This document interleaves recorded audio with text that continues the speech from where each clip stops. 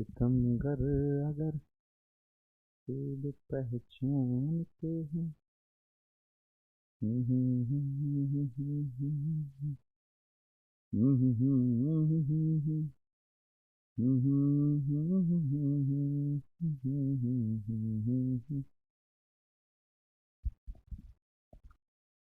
Hello hello hello hello hello hello hello बच्चों, बहुत बहुत नमस्कार। स्वागत है सभी लोगों का आज के लेक्चर में। क्या मेरी आवाज आ रही है? क्या मैं दिखाई दे रहा हूं? जल्दी फटाफट से बता दो। भारी मात्रा में लोग जुड़ चुके हैं आज हमारे साथ। आज 12.5 करोड़ लोग जुड़े हुए हैं। अंकिता, रोशनी, तान्या, श्वेता, निखिल, आरती, R×T, अनन्या, पल्लवी, उमेश, यश, अंकित, दिव्या, नमस्ते। तो कैसे हैं आप सभी लोग? अरे अपन एकदम मस्त हैं। आप सब लोग कैसे हैं? पढ़ाई लिखाई कैसी चल रही है? बढ़िया चल रही है कि नहीं? बढ़िया पढ़ाई लिखाई चल रही है कि नहीं? जल्दी फटाफट से बता दो। और आज हम पढ़ने जा रहे हैं केमिकल काइनेटिक्स का लेक्चर नंबर 3। और इस लेक्चर नंबर 3 में हम क्या पढ़ेंगे? मॉलिक्युलरिटी पढ़ेंगे और कॉम्प्लेक्स रिएक्शन का ऑर्डर कैसे निकालते हैं वो देखेंगे। हमने एक्सपेरिमेंटल डेटा से ऑर्डर निकालना सीख लिया है। उसके मैंने आपको कुछ होमवर्क दिए थे जो कि आप सभी लोगों ने बना लिए होंगे और आप लोग बनाने के बाद यहां आए होंगे और आंसर को चेक करके खुश हो जाएंगे। ठीक है दोस्तों, चलिए शुरू करते हैं आज का लेक्चर। बनाए कि नहीं सवाल? होमवर्क दिए थे आपको, कुछ करे कि नहीं कि मुंह उठा चले आयो? बना लिए? आंसर आए? ऑप्शन तो मैच कर गया होगा ना कोई ना कोई। अब देख लेना एक बार सही है कि नहीं। ठीक है, ठीक है। और आज हम प्रैक्टिस भी करेंगे। ठीक, अभी तक जितना पढ़ा हमने, क्योंकि अभी तक जितना पढ़ा ना वो भी अपने आप में बहुत बड़ा है। उनमें से सवाल आ जाते हैं भाई। केमिकल काइनेटिक्स का हर टॉपिक इंपॉर्टेंट है। रेट लिखने वाला ही सवाल दे देते हैं कि भैया -dA/dt क्या होता है बताओ, है ना।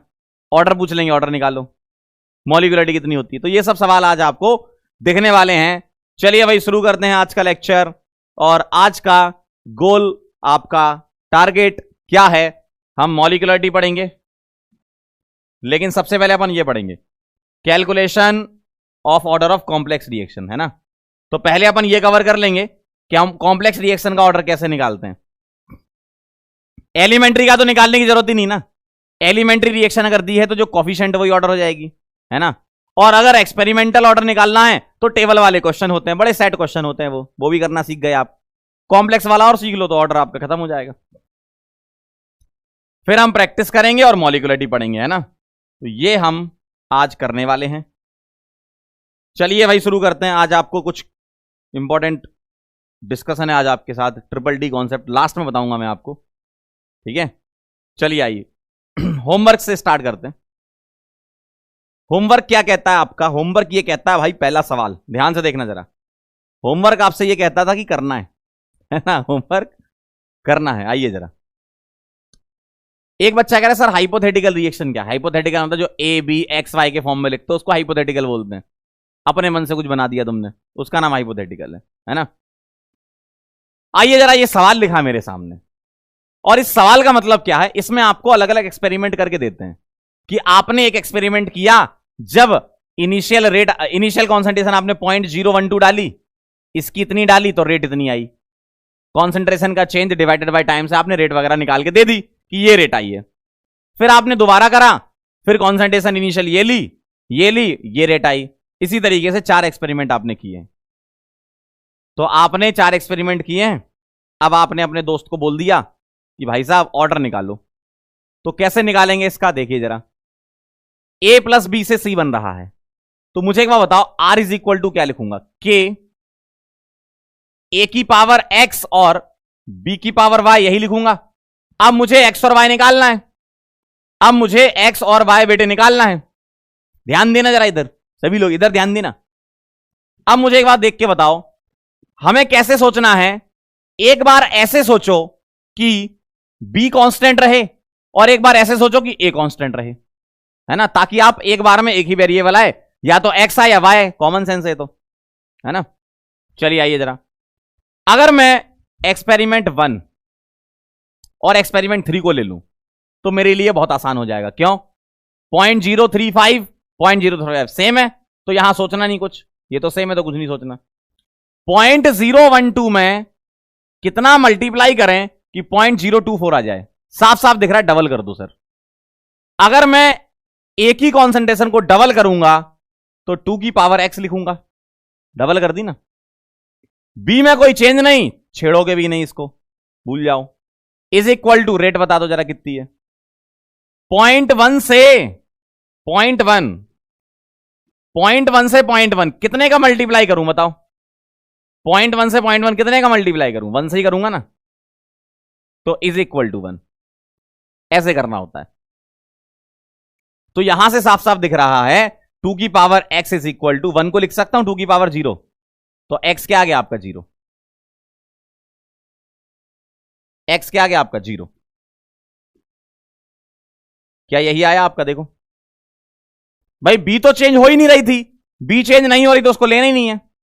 अब आप बोलोगे सर रेट भी तो चेंज नहीं हो रही, लेकिन जब x निकालोगे तो तुम्हें रेट तो लिखना पड़ेगा ना। b मत लिखो लेकिन रेट तो लिखो ना। क्यों? x कैसे निकलेगा? नहीं तो x भी तो निकालना है ना। अगला बताओ जरा।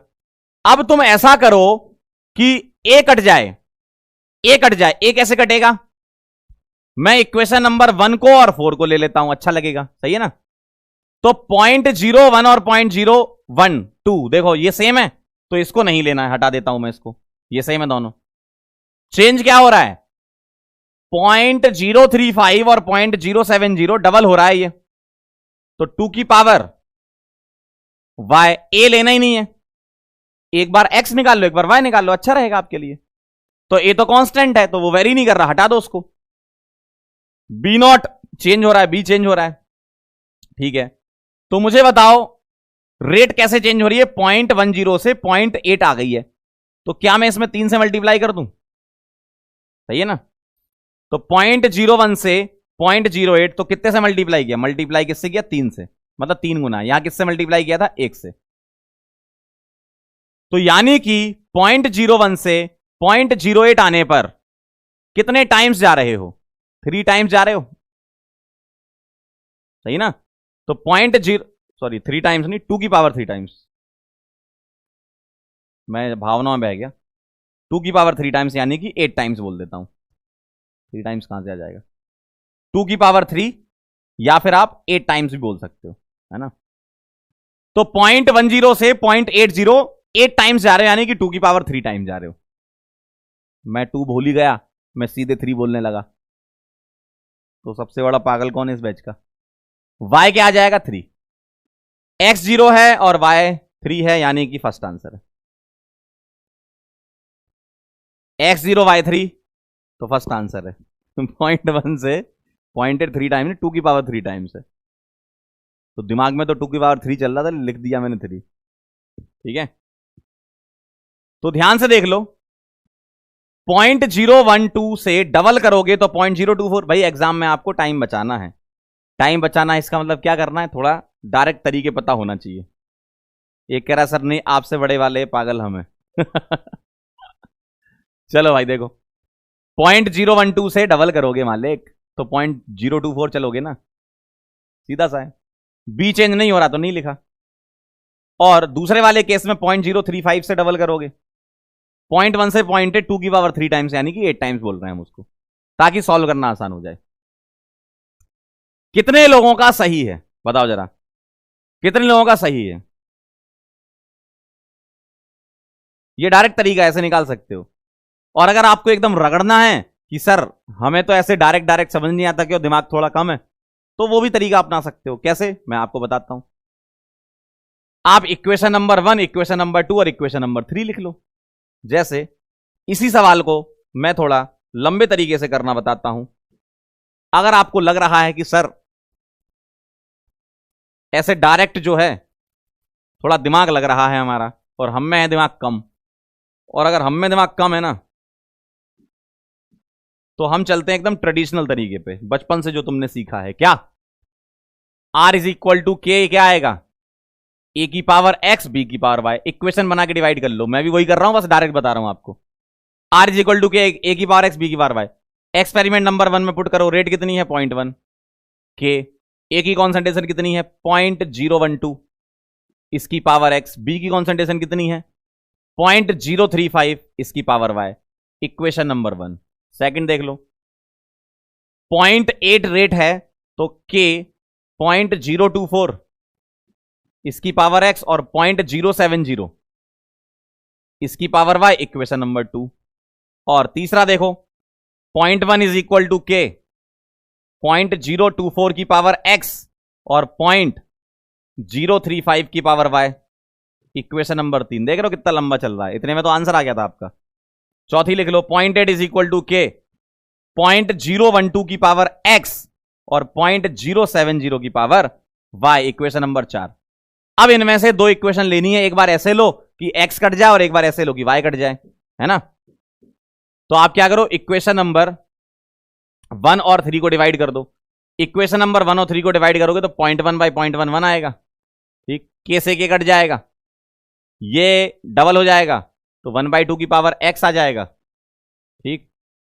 और ये कट जाएगा, देखो जरा, ये आ जाएगा आपका, सही है ऐसा।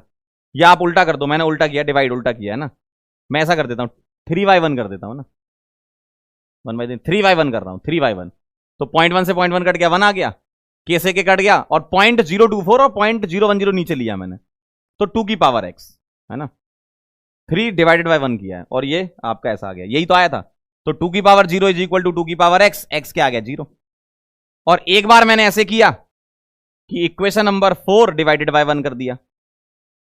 4 डिवाइडेड बाय 1 कर दोगे तो 0.012 कट जाएगा, 0.070 और ये, और इस तरफ क्या बनेगा 8 बनेगा, 0.8 बाय 0.1 और ये बनेगा 2 की पावर वाई। तो ये आ गया भाई साहब 2 की पावर 3। ऐसे भी आप सॉल्व कर सकते हो। वाई कितना आ गया 3। ये भी तरीका है, लेकिन ये लेंदी है कि आप पहले क्या कर रहे हो, चारों इक्वेशन लिख रहे हो, फिर ये सोच रहे हो कि कौन सा वाला कट रहा है कौन सा नहीं। तो डायरेक्ट वहीं टेबल में देख लो ना, डायरेक्ट देख सकते हो ना टेबल में, वो अच्छा है ना हमारे लिए, है ना। डायरेक्ट टेबल में देख लो, ठीक है। तो ये बहुत लंबा तरीका है, इसमें आप लिखते रहो, घिसते रहो, घिसते रहो, घिसते रहो, घिसते रहो, घिसते रहो, और फिर आखिरी में जाके वही करना है। तो सीधा आखिरी वाला काम कर लो ना, वही तो किया था हमने पीछे, देखो यही तो किया, सीधे लिखा था हमने, 2 लाइन में आंसर आ गया आपका, ठीक है। 2 लाइन में आपका आंसर आ गया। क्लियर है, ठीक है। हाँ, ये वाला मेथड आप बोर्ड में यूज मत करना बोर्ड में ऐसे लिखोगे तो एग्जामिनर काट देगा, एग्जामिनर इतना आसान सवाल तो नहीं दिया था हमने तो बोर्ड में आपको यही करना पड़ेगा, ऐसा लंबा मेथड, ठीक है। मेथड नंबर 2 नोट कर लो, फिर आगे चलते हैं। और ये अपना मेथड 1 है, ठीक है। ये अपना डायरेक्ट आंसर निकालने के लिए। चलो भाई लिख लो, एग्जामिनर बोलेगा भाई तुमको नंबर अभी देते हैं, लाओ जरा। बन गया था सबसे,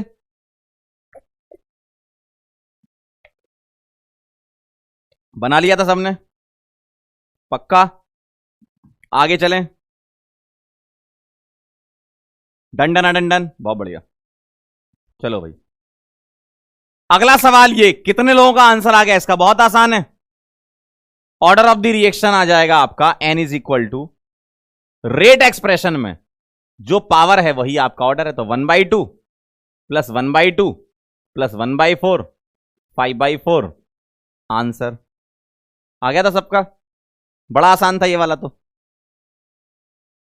ये तो बड़ा आसान था, पावर को ऐड करना आंसर आ जाएगा। वाह वाह, बहुत बढ़िया।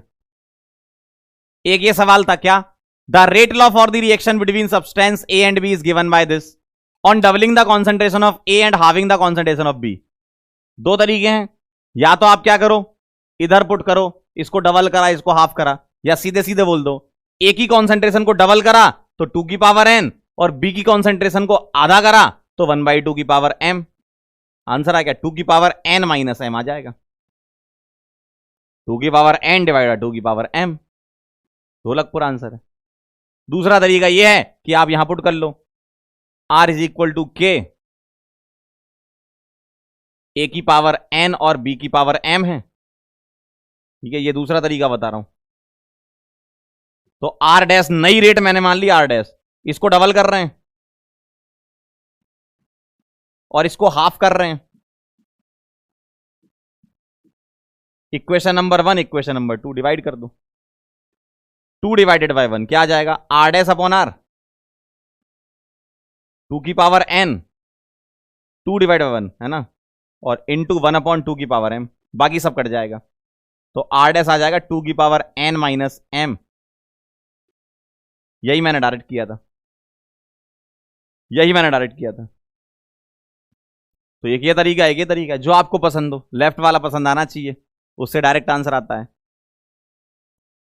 अगर ऑब्जेक्टिव सवाल कर रहे हो तो। ठीक है, एक कह रहा सर हाफ कहां जाएगा। बेटा यही तो समस्या है जीवन की तुम्हारे।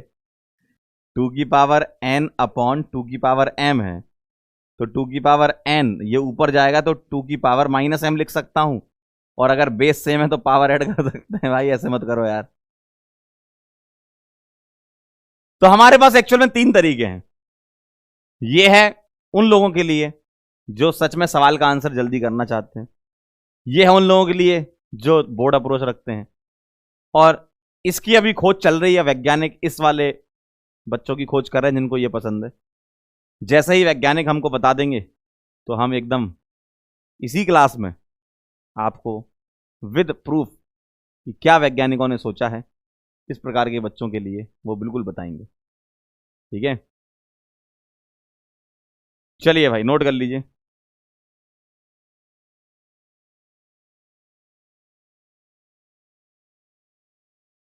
ठीक है हाँ भाई हैं, ऐसे भी, ऐसी भी एक प्रजाति होती है, और ये प्रजाति बहुत खतरनाक होती है। ये मानव जीवन के लिए बहुत खतरनाक साबित होगी आने वाले समय में। चलें आगे।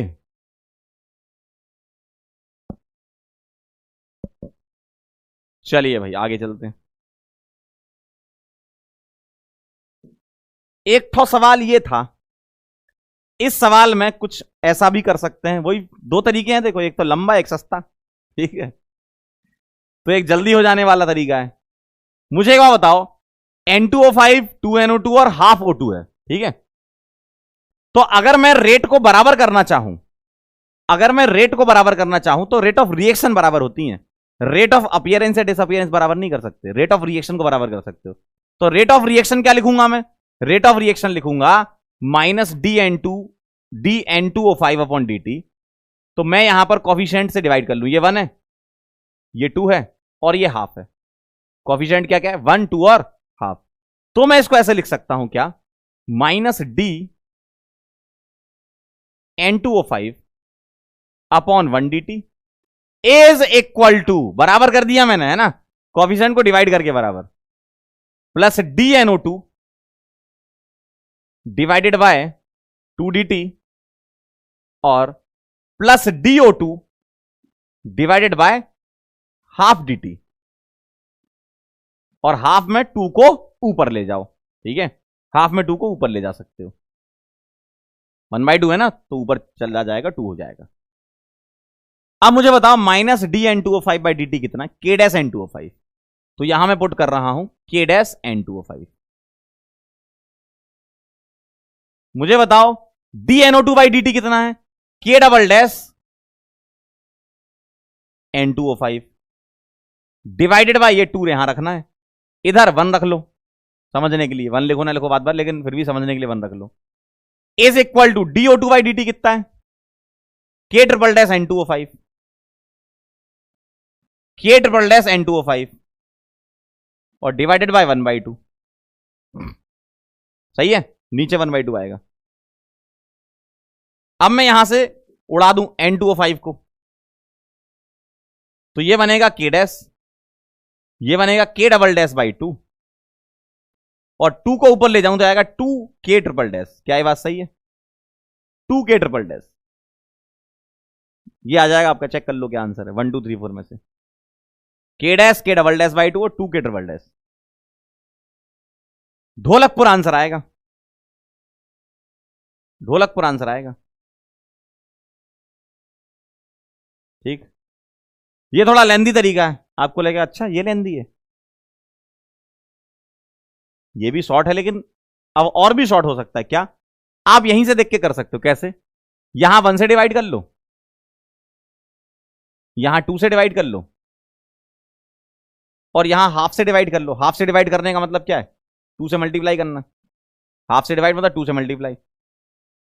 और अब ये और ये बराबर हो जाएगा, इसका मतलब ये तीनों बराबर हैं। इसका मतलब k1 dash by 1, k double dash by 2 और 2 के ट्रिपल डैश आंसर है सीधा। यहीं देख के सॉल्व कर सकते थे, यहीं देख के सॉल्व कर सकते थे ना। ये तो हमने पूरा लिखा ऐसे रेट को बराबर करके, किया वही है। बस थोड़ा सा दिमाग तेज चलेगा तो ये कर लो, दिमाग स्लो चल रहा है तो ये कर लो, है ना। डिपेंड करता है कि दिमाग कितना तेज चल रहा है। कई लोग एक सवाल को 10 सेकंड में कर लेते हैं, कई लोग 1 मिनट लगाते हैं। ठीक है, ये भी सही है, ये भी सही है। अगर आपका दिमाग चल रहा है कि अच्छा सर कोएफिशिएंट से डिवाइड कर दूंगा तो ये तीनों चीजें बराबर हो जाएंगी, जी हाँ, इसका मतलब कर दो, फिर बराबर कर दो, ये आंसर है। ठीक है, ठीक है। ये कह रहे हैं सर बिल्कुल ही दिमाग नहीं चल रहा। बिल्कुल दिमाग नहीं चलने के कारण ये है कि पढ़ाई लिखाई में मक्कारी है, इसके अलावा और कुछ नहीं है। कोई भी दुनिया की चीज इतनी टफ नहीं है। और ये तो खैर केमिकल काइनेटिक्स है भाई, बहुत आसान है। अगर आप सच में पढ़ोगे तो समझ आएगा, नहीं पढ़ोगे तो नहीं आएगा। इसका कोई दूसरा होता ही नहीं है इसके अलावा, है ना। तो ये होमवर्क थे। अब मुझे ईमानदारी से बता दो कितने लोगों के सारे होमवर्क के क्वेश्चन सही हैं? जितने भी हमने किए, कितने लोगों के सारे होमवर्क के क्वेश्चन सही हैं? जल्दी बताओ, ईमानदारी से बताना, मम्मी कसम है। होमवर्क के सारे बताओ जरा। एक कह रहा है इजी पीजी लेमन स्क्वीजी। अच्छा बेटा, टेकन खेलते हो मतलब है। जल्दी फटाफट से बताओ, पक्का? बहुत बढ़िया। और जिन लोगों का एक आध कोई गलत हो गया हो वो देख लो जरा, क्या सिली मिस्टेक आपने करी है वहां पे, कौन सी सिल्ली वाली मिस्टेक आपने करी है। ठीक है, तो सीख लेना, जो अपन ने डिस्कस किया उससे समझ में आ गया होगा आपको कि हाँ यार ये मैंने गलती कर दी। तो सीखो, गलतियों से सीखना है और आगे बढ़ना है, यही जीवन का सार है। आइए जरा, calculation of order of complex reaction. Complex reaction मतलब मोर देन वन स्टेप वाली रिएक्शन। इसमें क्या होता है, आपको एक मास्टर इक्वेशन गिवन होगी, मास्टर इक्वेशन गिवन होगी। मास्टर इक्वेशन मतलब जिसके लिए तुम्हें ऑर्डर निकालना है। मास्टर इक्वेशन क्या होती है? जिसके लिए ऑर्डर निकालना है ना। तो मास्टर इक्वेशन के लिए ऑर्डर कैलकुलेट करेंगे, ऑर्डर कैलकुलेट करेंगे करांगे, ठीक है। और आपको मास्टर इक्वेशन के लिए मैकेनिज्म दी जाएगी कि इन इन स्मॉल स्टेप्स में ये रिएक्शन हो रही है। भाई कॉम्प्लेक्स रिएक्शन है तो 1 स्टेप में तो नहीं हो रही होगी ना, अलग अलग स्टेप में दे रखी होगी। तो मैकेनिज्म आपको गिवन होगी, step 1, step 2, step 3 and so on, step 4, इस टाइप से दे रखे होंगे। हो सकता है किसी में स्टेप 3 दिए हो, किसी में 2 स्टेप दिए, किसी में 4 दिए, किसी में 7 दिए हो, किसी में 10 दिए हो। वो तो डिपेंड करता है कितने स्टेप की रिएक्शन है, वो तुम्हें थोड़ी पता है, वो गिवन होगा। ठीक है, ये सारा का सारा गिवन है, ये सब गिवन है एंड सो ऑन, है ना। अब तुम्हें जितने भी स्टेप हैं इतना तो पता है कि कोई एक स्टेप स्लो होगा, सही ना। जितने भी स्टेप हैं उसमें इतना तो पता है कि इन तीनों में कोई भी एक स्टेप स्लो होगा। तो क्या करना है, आइडेंटिफाई, क्वेश्चन देख के आइडेंटिफाई करना है। Identify slow step, slow step, क्योंकि स्लो स्टेप होता है रेट डिटरमाइनिंग स्टेप, और हम इस स्टेप के लिए order is equal to coefficient बोल सकते हैं। हम स्लो के लिए ऑर्डर और कॉफिशिएंट को बराबर बोल सकते हैं। लेकिन अभी आपकी मास्टर इक्वेशन के लिए ऑर्डर नहीं आई, आपको मास्टर इक्वेशन का ऑर्डर निकालना पड़ेगा। स्लो स्टेप का ऑर्डर कॉफिशिएंट के बराबर होता है। तो सबसे पहले स्लो स्टेप को आपको आइडेंटिफाई करना है। गिवन होगा क्वेश्चन में, अभी मैं क्वेश्चन करके बताऊंगा।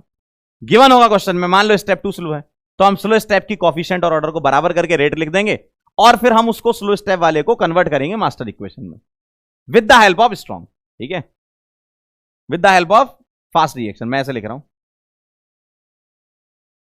Now convert the rate expression of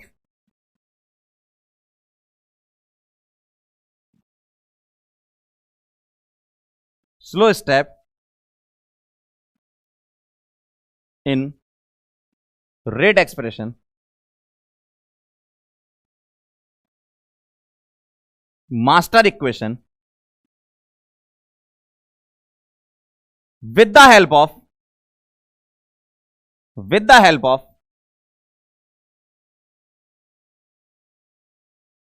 fast reaction. और कभी भी फास्ट रिएक्शन अगर दी जाएगी ना, तो फास्ट रिएक्शन में भले ही एरो सिंगल लगा हो, लेकिन हम उसको बाय डिफॉल्ट इक्विलिब्रियम मान के चलेंगे। कई बार वो इक्विलिब्रियम नहीं देते, लेकिन आपको मान के चलना है फास्ट रिएक्शन जो होती है वो इक्विलिब्रियम होती है, तो वहां से हम केसी निकाला करेंगे, इक्विलिब्रियम कांस्टेंट। मैं एक सवाल करके बताऊंगा, तभी आपको डिटेल में समझ में आएगा। अभी तो मैं आपको सिर्फ प्रोसेस बता रहा हूं। मास्टर इक्वेशन गिवन होगी, मैकेनिज्म गिवन होगी, आइडेंटिफाई करना स्लो स्टेप, वहां से रेट एक्सप्रेशन लिखना है और उसको कन्वर्ट करना मास्टर इक्वेशन में, मास्टर इक्वेशन के रेट एक्सप्रेशन से स्लो स्टेप से मास्टर इक्वेशन में कन्वर्ट करना with the help of fast. Slow से मास्टर में जाना है with the help of fast. Fast के लिए क्या लिखेंगे? केसी।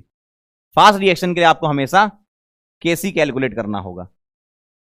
कैसे करना है इसके लिए पूरा एक सवाल देखना पड़ेगा आपको, है ना, पूरा एक सवाल देखना पड़ेगा आपको। तो एक काम करो, मैं आपको सवाल बताता हूं, ये तो बस मैंने प्रोसेस बता दिया, ऐसा ऐसा होता है, इसको लिखने की जरूरत नहीं है। मैं आपको सवाल बताता हूं, मास्टर इक्वेशन गिवन होगी, मैकेनिज्म गिवन होगी, स्लो स्टेप से आइडेंटिफाई करके कैसे करते हैं ना। लिखना है क्या इसको? मैं तो बस प्रोसेस बता रहा हूं। लिखना है क्या? लिखना है क्या?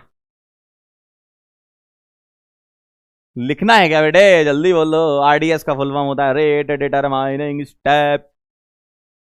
नहीं लिख रहे हो? चलो आओ, अब मैं आपको एक सवाल सॉल्व करके बताता हूं डिटेल में, फिर आप एक करना सवाल, है ना, एक दो सवाल आप करना।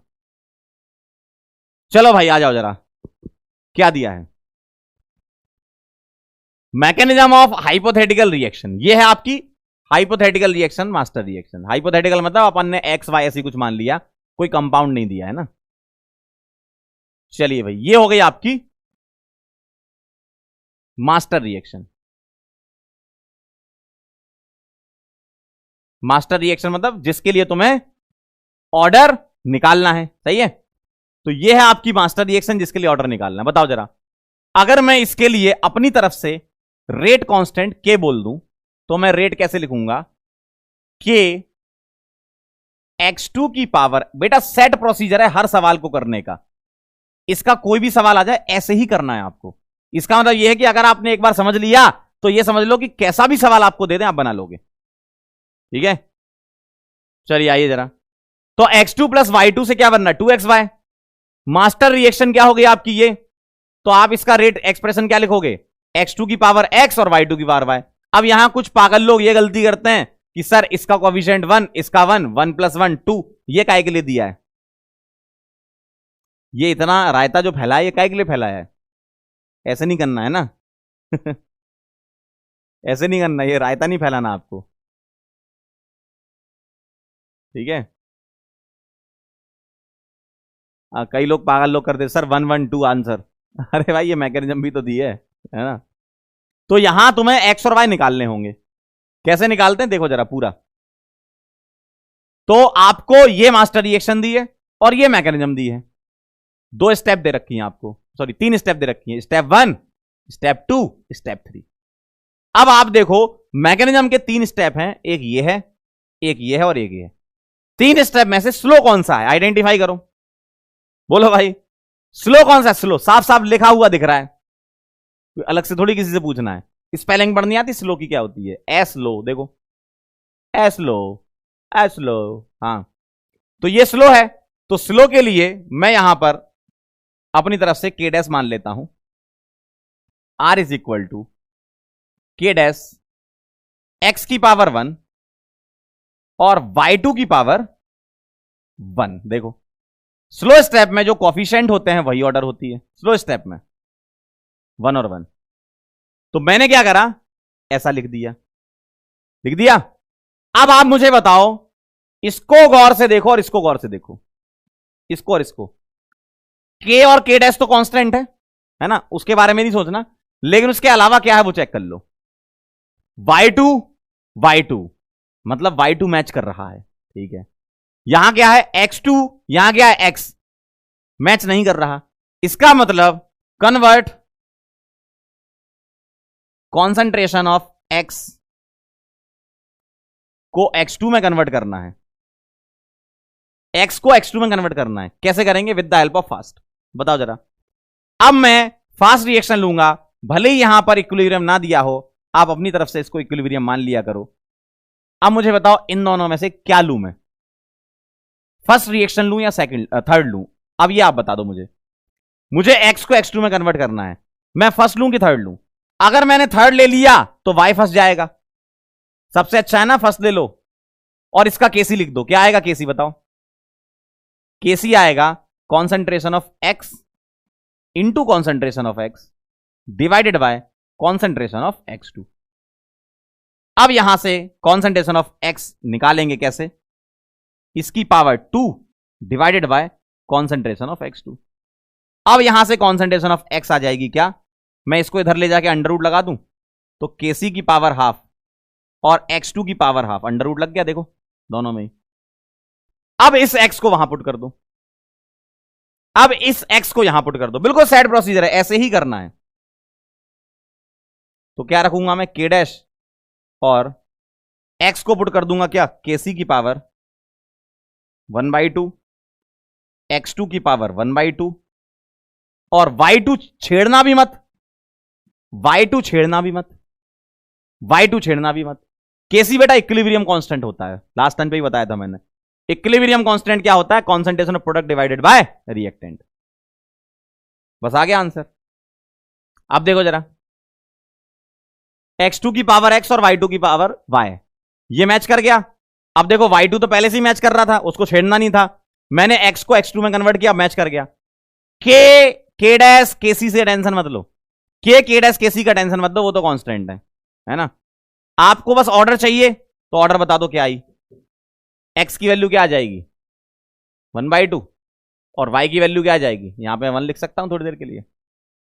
तो x की वैल्यू क्या आ गई 1/2 और y की वैल्यू कितनी आ गई 1, और ओवरऑल ऑर्डर क्या आ गया 1/2 + 1।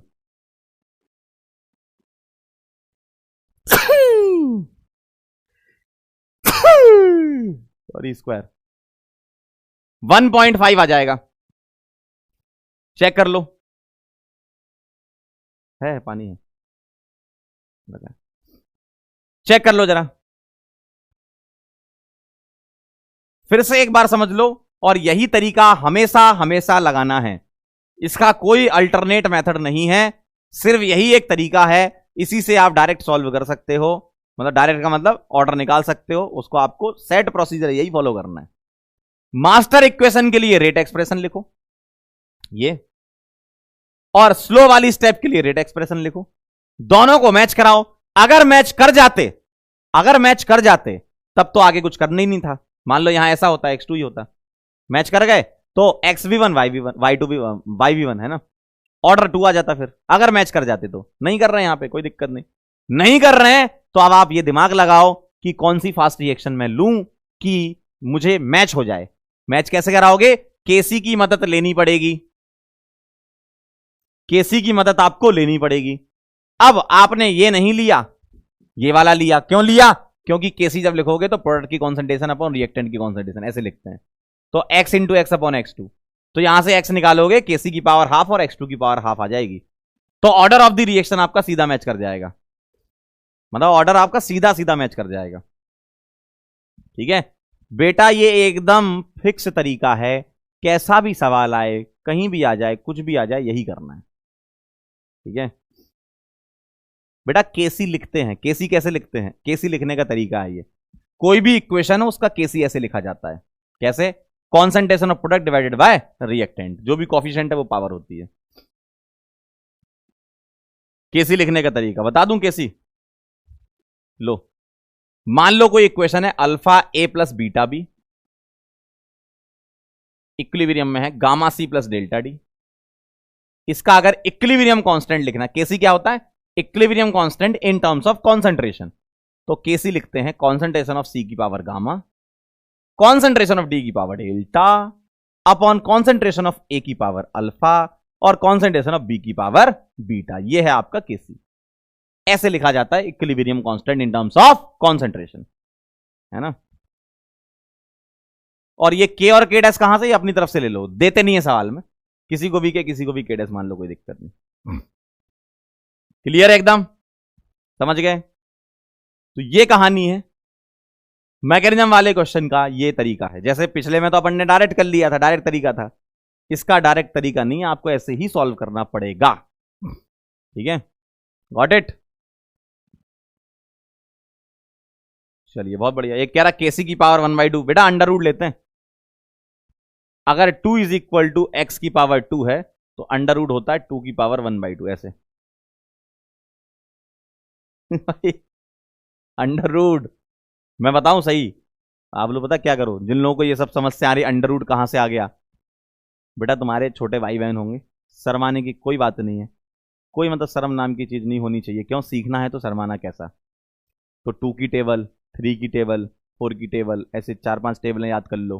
ठीक है, उनकी बुक्स उठा लो, 9, 10, 7, 8 की, 6 की, या उनसे ही पूछ लो कि मुझे थोड़ा सा सिखा दे। अंडर रूट सीख लो कि कैसे लिखते हैं, निकालना नहीं, बस सीख लो कि अंडर रूट को लिखते कैसे हैं। तो ये थोड़ी थोड़ी चीजें हैं। और मतलब देखो, इंसान सीखने की इच्छा रखे ना तो छोटे भाई बहनों से भी सीख सकता है। थोड़ा तुम्हें बुरा लगेगा लेकिन सीखना है हमें, है ना। ठीक है चले आगे। चलो भाई, अगला सवाल हम करेंगे।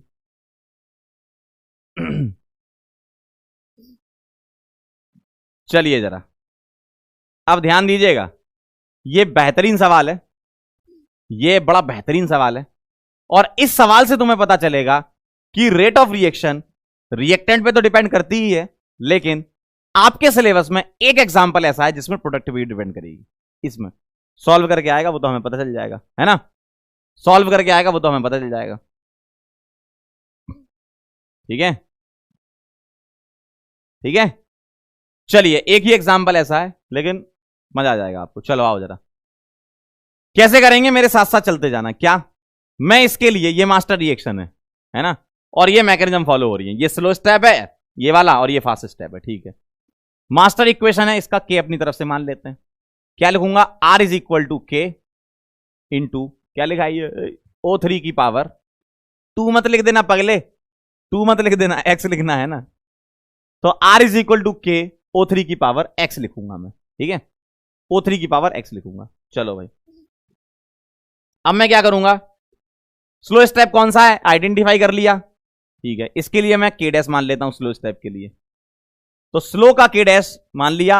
अब क्या लिखूंगा मैं यहां पर? आर स्लो के लिए के डैश, या आप आर को आर डैश भी लिख सकते हो, ऐसी कोई दिक्कत वाली बात नहीं है ना। के dash concentration of O into O3, है ना। आर डैश कर लो, ठीक है, आपको दिख जाएगा कि हाँ इसका रेट अलग है, इसका अलग लिखा अपन ने, बाद में कंपेयर करा लेंगे, है ना। आपकी इच्छा, या नहीं भी लिखना तो भी कोई दिक्कत नहीं। इधर लेफ्ट साइड इतनी टेंशन नहीं है, हमें तो राइट साइड में कॉन्सेंट्रेशन की पावर चेक करनी होती है ऑर्डर निकालने के लिए, है ना। वो आपकी इच्छा लिखना हो तो O इंटू O3 लिख दिया मैंने, क्या? स्लो स्टेप का। अब जरा ध्यान से देख के बताओ, इन दोनों को मैच कराओ, इन दोनों को मैच कराओ, कराओ मैच। सर O3 तो मैच कर गया, लेकिन यहां पर एडिशनल ऑक्सीजन आ रहा है तो इसको हटाना है। तो हमें क्या करना है? कन्वर्ट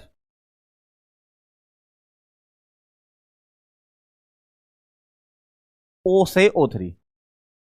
भाई ये तो हटाना पड़ेगा ना, क्यों? O3 तो मैच कर गया लेकिन ऑक्सीजन एक्स्ट्रा आ रहा है ना इधर, इसको हटाना पड़ेगा। कैसे हटेगा? With the help of fast. इसका केसी लिख लो, क्या आएगा? O2 into O divided by O3। तो यहां से O निकालोगे तो आ जाएगा केसी O3 बाय O2, है ना। केसी O3 बाय O2, तो यहां पुट कर दूं, तो ये आ जाएगा R is equal to K dash, O को क्या रखा, KC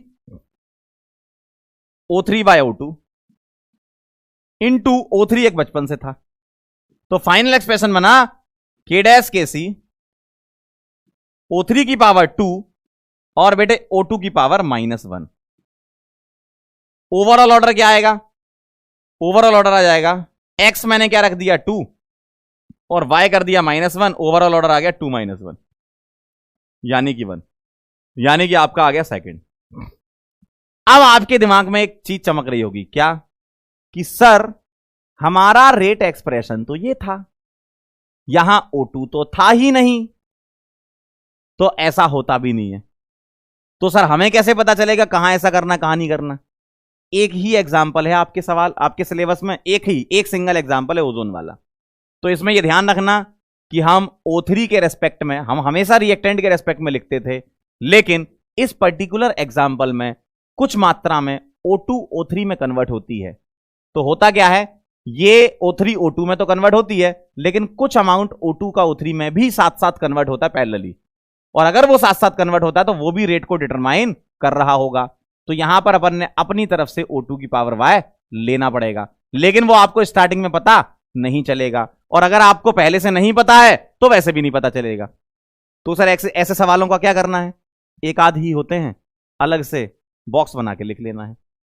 एक आध ही सवाल ऐसे होते हैं, अलग से बॉक्स बना के लिख लेना कि भैया ओजोन के डीकंपोजिशन वाली रिएक्शन में ऐसा होता है, बस। इसके अलावा पूरे सिलेबस में कभी भी आपको ऐसा देखने को नहीं मिलने वाला, ठीक है। एक बार ही ऐसा होता है कि ये इसमें कन्वर्ट होता है, लेकिन इसका कुछ अमाउंट इसमें कन्वर्ट होता है, ठीक है।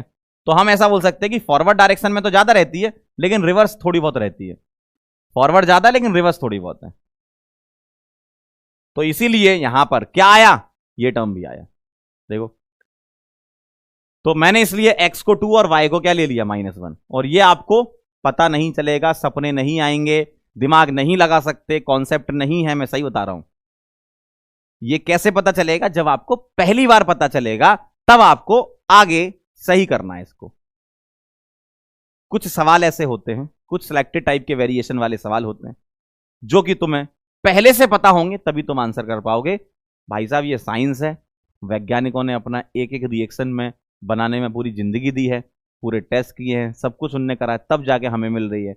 हम तो इतनी सारी चीजें पढ़ रहे हैं उनकी, लेकिन जब उन्होंने बनाई थी, जब बनी थी ये चीजें, तो एक बार में एक व्यक्ति ने एक जगह ही काम किया है या 2-4 जगह भी किया, तो उसने पूरी जिंदगी लगाई है अपनी। तो ये तो समझ लो कि अगर हमें सवाल लिखा है तो हम इसको ऐसा कर लें, 99.9999% जैसा मैंने पीछे सिखाया है वही आने वाला है। इसके आने के चांसेस बहुत कम है। ऐसी चीजें आपके साथ आती रहेंगी, और ज्यादातर ऑर्गेनिक में तुम्हें ऐसा देखने को मिलता रहेगा कि चीजें कहीं ना कहीं पलट जाती हैं। तो ये पलटने वाली चीज है, और कभी भी ऐसे पलटने वाली चीज होती है उसको हम अलग से लिख लिया करते हैं, बॉक्स बना लेते हैं, और आगे से इसको ध्यान रखते हैं। आज के बाद, क्लास खत्म होने के बाद, अगर आपने ये सवाल जिंदगी में फिर कभी गलत किया तब दिक्कत है। पहली बार गलत किया कोई दिक्कत नहीं है, पहली बार सीख रहे हो कोई दिक्कत नहीं, पहली बार पता चल रहा है चीजों के बारे में, है ना। तो कुछ सवाल ऐसे होते हैं जिसमें ऐसा होता है। मैंने आपको रीजन भी बताया कि ऐसा क्यों होता है।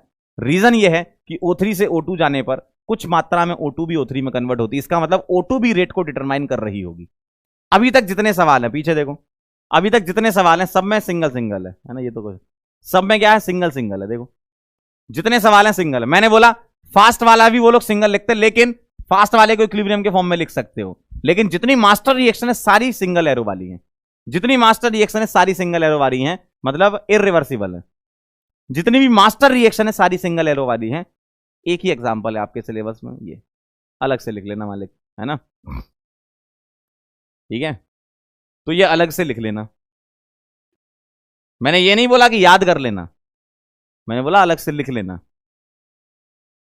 ये नहीं कि बैठ के रटने के लिए एक्सप्लेन कर रहा हूं ना, क्यों होता है ऐसा। आप पूछोगे सर ऐसा क्यों है, रिएक्टेंट प्रोडक्ट में कन्वर्ट हुआ, लेकिन इस पर्टिकुलर रिएक्शन में O2 भी O3 में कन्वर्ट होता है। इसको बोलते हैं डीकंपोजिशन ऑफ ओजोन, और ये ओजोन लेयर में रिएक्शन चल रही होती है ना। चलिए इसको नोट कर लीजिए, फिर हम आगे बढ़े। एक सवाल आपको दे रहा हूं, बताना आंसर क्या आएगा। एक बार फिर समझाऊं, आओ जरा एक बार फिर समझते। मास्टर रिएक्शन का रेट लिखोगे ये तो बाद में तुम्हें पता चला, पहले तो ये लिखोगे ना। ठीक, मास्टर रिएक्शन ही आ गई। स्लो स्टेप क्या लिखोगे, के डैश ओ इंटू O3, ये लिख दिया। सर O3 मैच कर गया लेकिन ऑक्सीजन एक्स्ट्रा आ रहा है, तो ऑक्सीजन हटाना है, कैसे हटेगा, फास्ट की हेल्प से। कैसे, O2 into O divided by O3 is equal to KC। तो यहां से मैंने O निकाल लिया क्रॉस मल्टीप्लाई करके, O3 into KC divide by O2, और O को मैंने यहां पुट कर दिया, ये पुट कर दिया, इसको सॉल्व किया तो ये आया। तो ये देख के मुझे ये पता चला कि भाई साहब ऑर्डर नेगेटिव भी हो सकती है, और ये पता चला कि O2 भी डिपेंड कर रहा है, O2 की कॉन्सेंट्रेशन पर भी रेट वेरी कर रही है। इसका मतलब कुछ मात्रा में O2 भी कन्वर्ट हो रही होगी O3 में। ठीक है, चलिए इसको नोट कर लीजिए, फिर एक सवाल आपको दे रहा हूं मैं, उसका आंसर निकाल दीजिए, और एकदम सेट प्रोसीजर है, ऐसे ही हर सवाल को आपको करना है। जब कभी भी मक्खन जम आएगी तो ऐसा ही करना है। बस ये ओजोन वाला एग्जाम्पल अलग से ध्यान रखना, मतलब अलग से बॉक्स बना के लिख लो नोट्स में यार।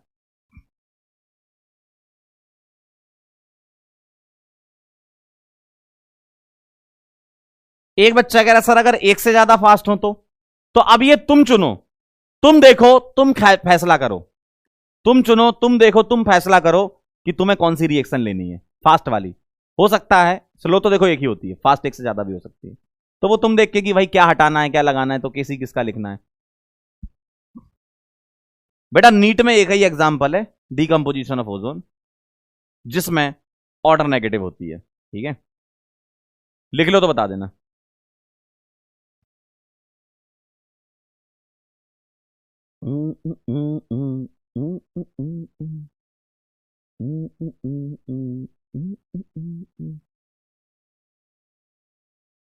ऑर्डर नेगेटिव भी हो सकती है, ऐसा अपन ने पीछे लिखा था लास्ट टर्न पे, तो ये वो एग्जांपल है जो ये बताता है कि ऑर्डर नेगेटिव भी हो सकती है। डन है, चलो बहुत बढ़िया, वेरी नाइस। चलूं क्या आगे, बढ़ूं क्या आगे। एक ये सवाल था, इसको कर लो फटाक से, फिर और सवाल करते हैं अपन। फटाफट कर दो। A2 प्लस B2 से 2AB, A2 से A plus A fast, A plus B2 से B plus B slow, A plus B से B फास्ट। क्या लग रहा है आंसर, करो जरा ट्राई, करो करो। जब तक खुद से नहीं लिखोगे नहीं आएगा, खुद से लिखना पड़ेगा, खुद से करना पड़ेगा। फटाफट से बता दो। A2 B2 इसका मैं K मान लेता हूं, है ना, मैं स्टार्ट करवा देता हूं। R क्या लिखोगे, K A2 की पावर X और B2 की पावर Y, और मैं यहां से स्लो स्टेप पकड़ूंगा, इसको K डैश बोल देता हूं। तो R is equal to K dash concentration of A into concentration of B2, और अगर मैं इन दोनों को मैच कराऊंगा, B2 तो मैच कर गया, A आ रहा है वहां A2 आ रहा है, मतलब हटाना है। फास्ट रिएक्शन ये वाली ले लो, ये मत लो, यहां B फंस रहा है। तो KC is equal to A into A divided by A2, तो यहां से आप A निकाल लो, तो A आ जाएगा आपका KC की पावर हाफ इंटू A2। ये तो X और Y जैसा दिख रहा है मेरे को, हाँ, A2 की पावर हाफ, सही है।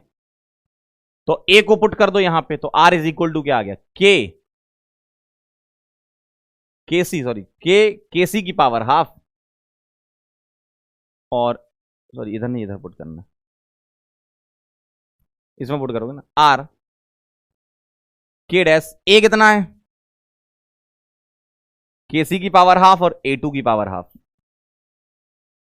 और B2 आ गया आंसर, हाफ प्लस 1, 3/2, वही 1.5 आ गया। यहां से X आ गया 1/2 और Y आ गया 1, ठीक है, 3/2 आ जाएगा आंसर, 1.5 आ जाएगा। ये वही XY जैसा ही मैच कर गया।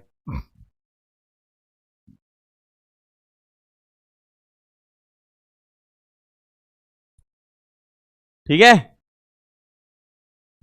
चलिए आगे और अपन सवाल करते रहेंगे, तो और ऐसे मिलते रहेंगे सवाल, मैच करते रहेंगे। आइए कुछ PYQ कर लेते हैं जो अभी तक अपन ने पढ़ा उनका। सबसे पहले सवाल 2006 का ये है, करें जरा। चलिए शुरू करते हैं प्रैक्टिस सेशन अपना। For the reaction 2a plus B 3c plus D which of the following does not express the rate reaction rate. Poll दे दें आपको, पोल दे दें, पोल। चलिए 30 सेकंड में आंसर करिए। फॉर द रिएक्शन बताएं जल्दी से, 2a प्लस बी से 3c प्लस डी।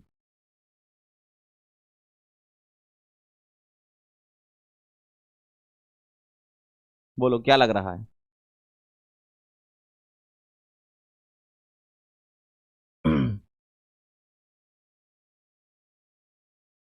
बोलिए। Does not express the reaction rate क्या है?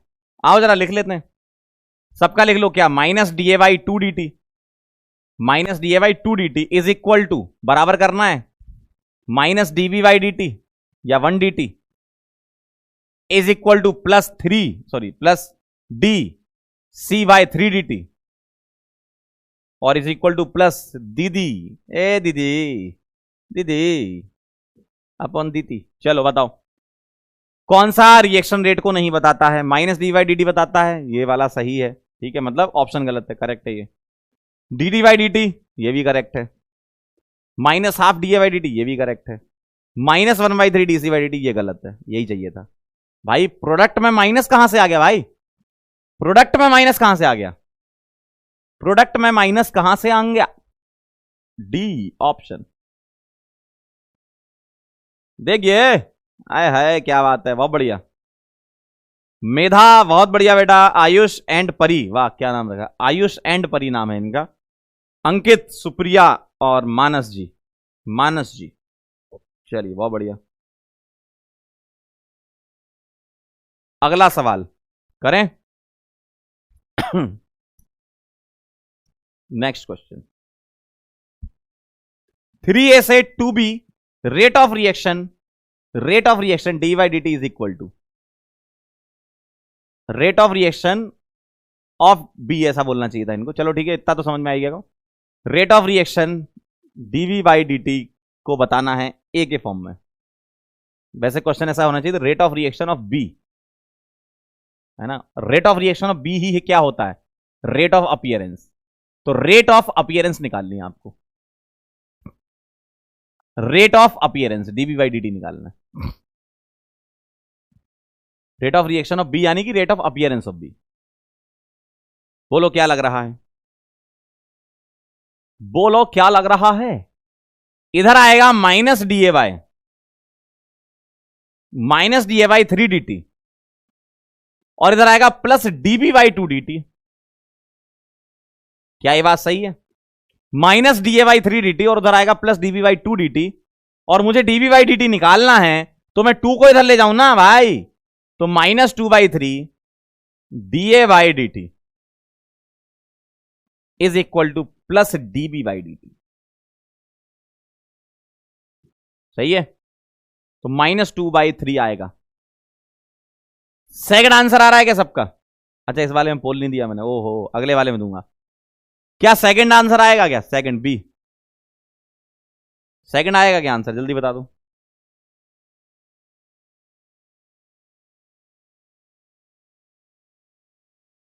बोलो। चलिए आगे चलते हैं। अगला सवाल करो ट्राई, फिर मैं पोल दे दूंगा आपको।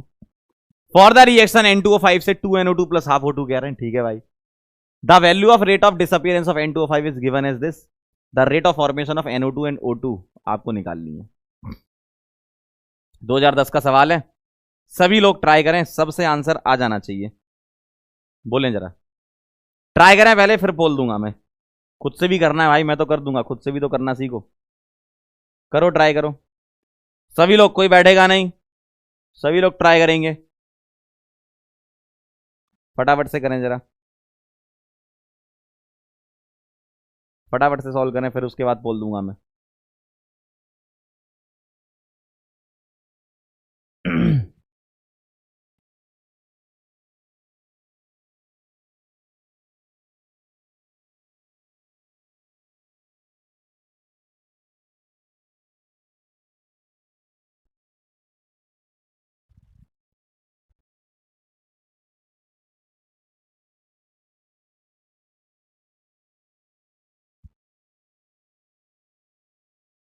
क्या लग रहा है?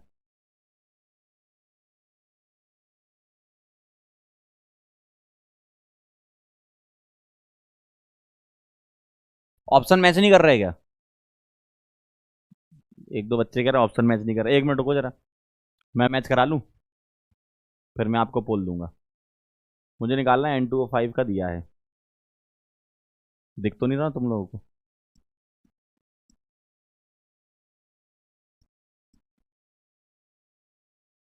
6.25 इंटू 10⁻³ है ना? हाँ, और मुझे NO2 का निकालना है।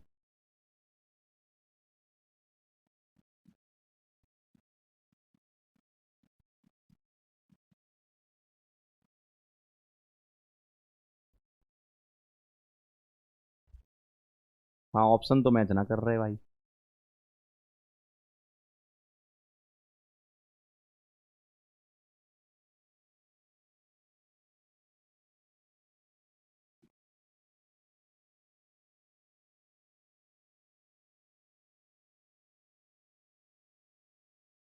दिख तो नहीं रहा पक्का?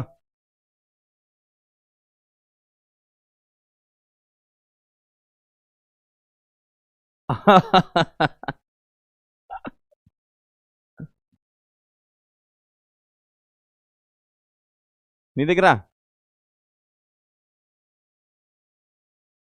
देखो, इनने उससे पता कर लिया कि पेन किधर चल रहा है। अब सही है क्या?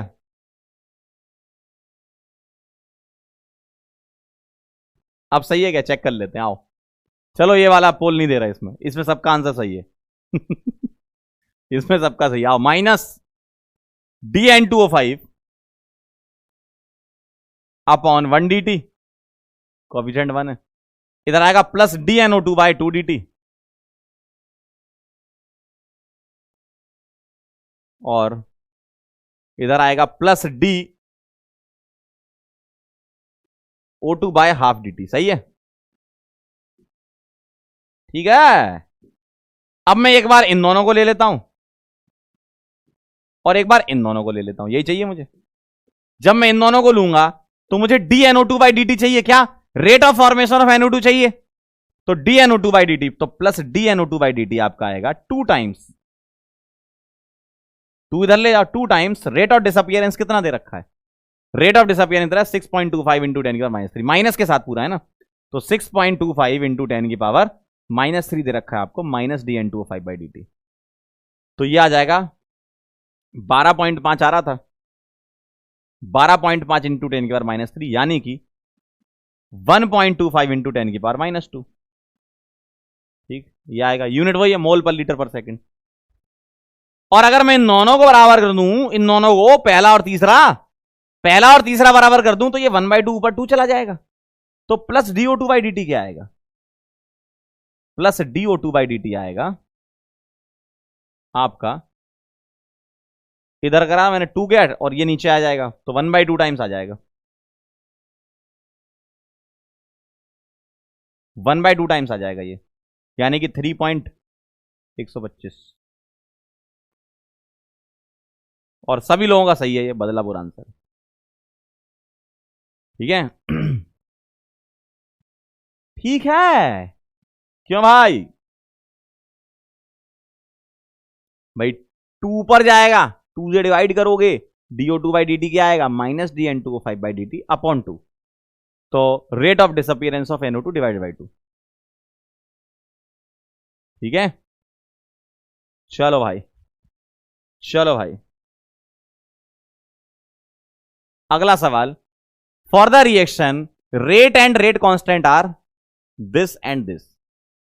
ओके, रेट भी दिया है, रेट कांस्टेंट भी दिया है, then concentration of N2O5 at the time will be. बहुत बढ़िया सवाल है बहुत आसान लेकिन मस्त।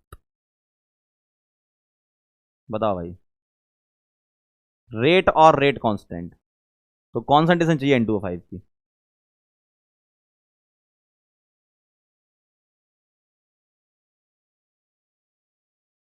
बोलो, सॉल्व कर लो पहले, फिर मैं आपको बताता हूं।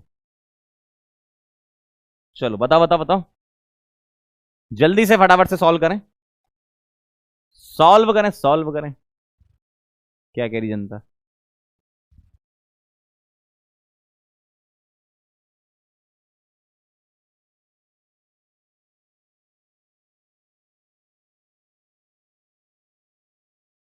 क्या लग रहा है?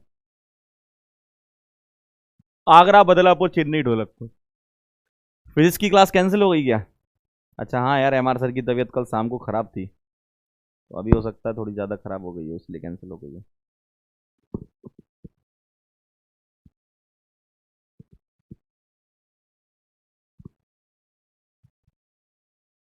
आगे आंसर, पोलम पोल दे दूं? पोल पोल पोल पोल पोल।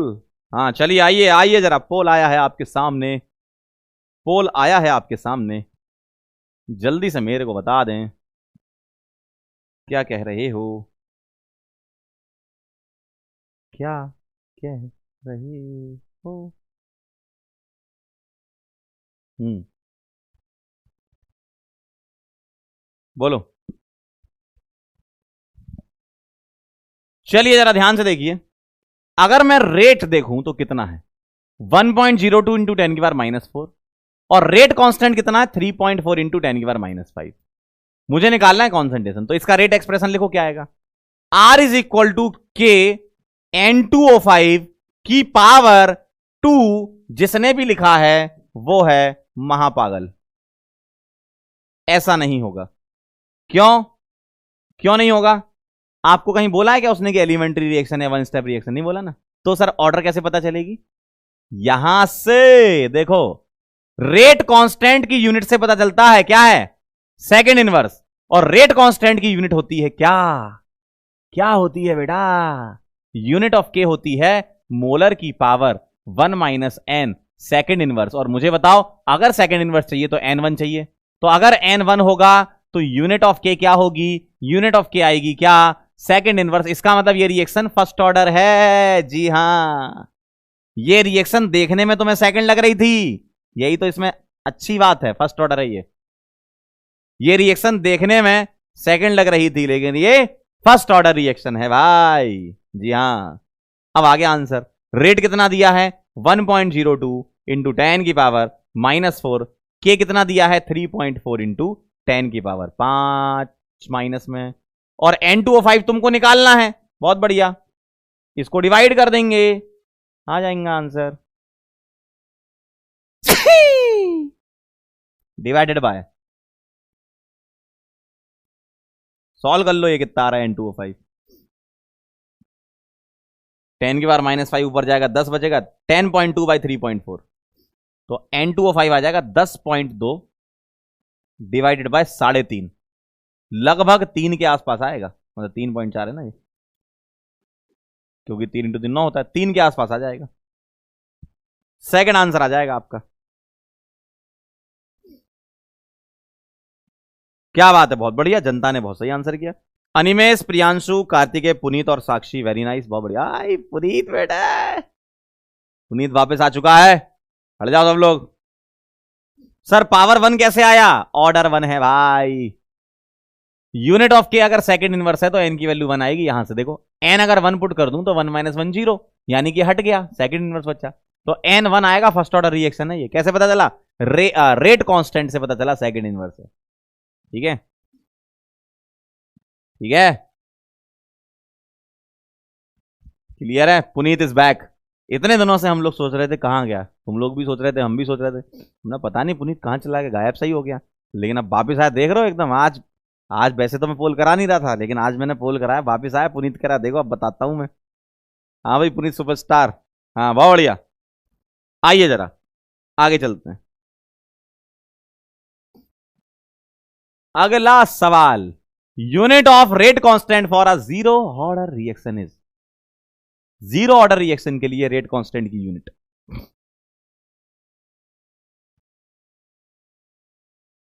बोलो।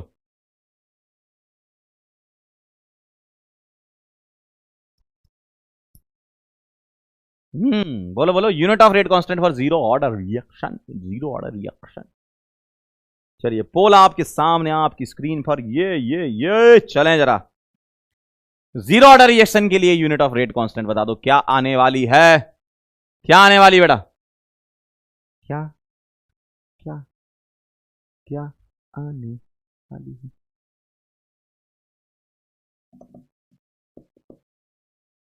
बोलो हो जल्दी से, क्या आ रहा है आंसर? वाह, मोल पर लीटर की पावर 1 - n होता है ना। चलिए भाई, यूनिट ऑफ के क्या होता है? यूनिट ऑफ के होता है मोलर की पावर 1 - n। मोलर मतलब mole per litre. Second inverse, zero order है तो n is equal to zero put करने का, आंसर आने का, यूनिट ऑफ के आने का क्या आएगा? Molar second inverse. क्यों? n जीरो है। आगरा आगरा आगरा। क्या बात है, बहुत बढ़िया। अनिमेश, यस, सैयद, सिया और भ्रुमिल, वेरी नाइस, बहुत बढ़िया। अगला सवाल, next. For a reaction A and B, the order with respect to A is 2 and order with respect to B is 3. The concentration of both B and A and B are double. दोनों को double करना है, तो rate कितने factor से increase हो जाएगी? दोनों को डबल कर दो, और ऑर्डर 2 है, मतलब पावर एक की 2 है, एक की 3 है, दोनों को डबल करना है। बताओ जल्दी से सॉल्व करके, जल्दी से बता दीजिए मेरे को आंसर। क्या लग रहा है? क्या लग रहा है? जल्द से आंसर मेरे को बता।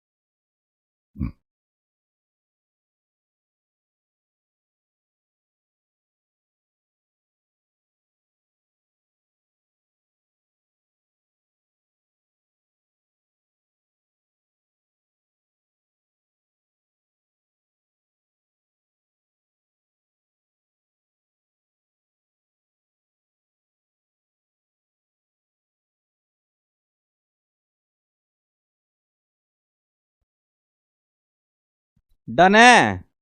अरे हम इधर ही डन है, डन है, डन है।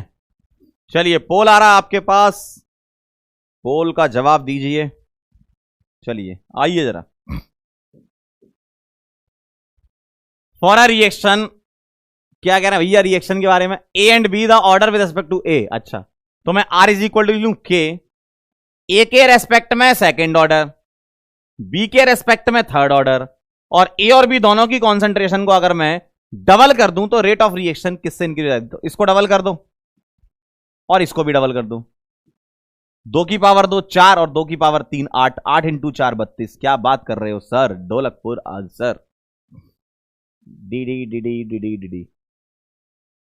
बहुत बढ़िया, वेरी नाइस, काफी लोग निकाला। आय हाय, वाह पुनीत बेटे, नंबर 1 पे आ रहे हो आज तो, मतलब है पुनीत, यश, हर्ष, ऋषि और भ्रुमिल, वेरी नाइस, बहुत बढ़िया।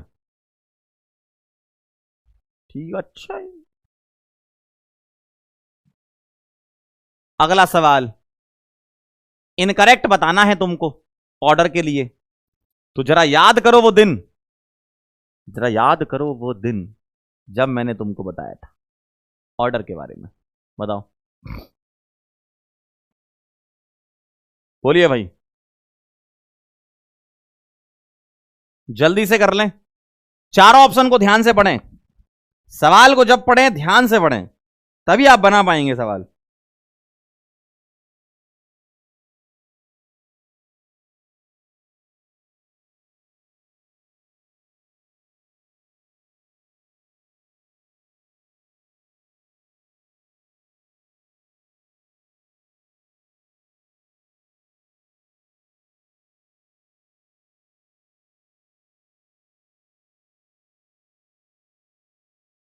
आया, आया भाई, आंसर आया।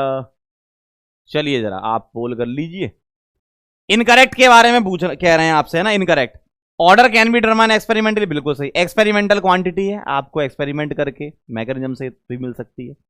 Order is not influence by stoichiometric, गलत बात है, मतलब इनकरेक्ट में गलत है, वैसे तो करेक्ट है। Order of reaction is sum of the power of concentration term of reactant for rate reaction expression, बिल्कुल सही है। Order of the reaction is always whole number, ये मामला गड़बड़ है। ऑर्डर नेगेटिव भी हो सकती है, फ्रैक्शनल भी हो सकती है। ढोलकपुर, ढोलकपुर आंसर कौन है भाई? क्या लगता है किसका नाम होगा? क्या लगता है किसका नाम होगा? कार्तिकेय नंबर 1, पुनीत ये बेटे नंबर 2 पे पुनीत जी हैं, फिर यश, अनुभव और शौर्या, वेरी गुड।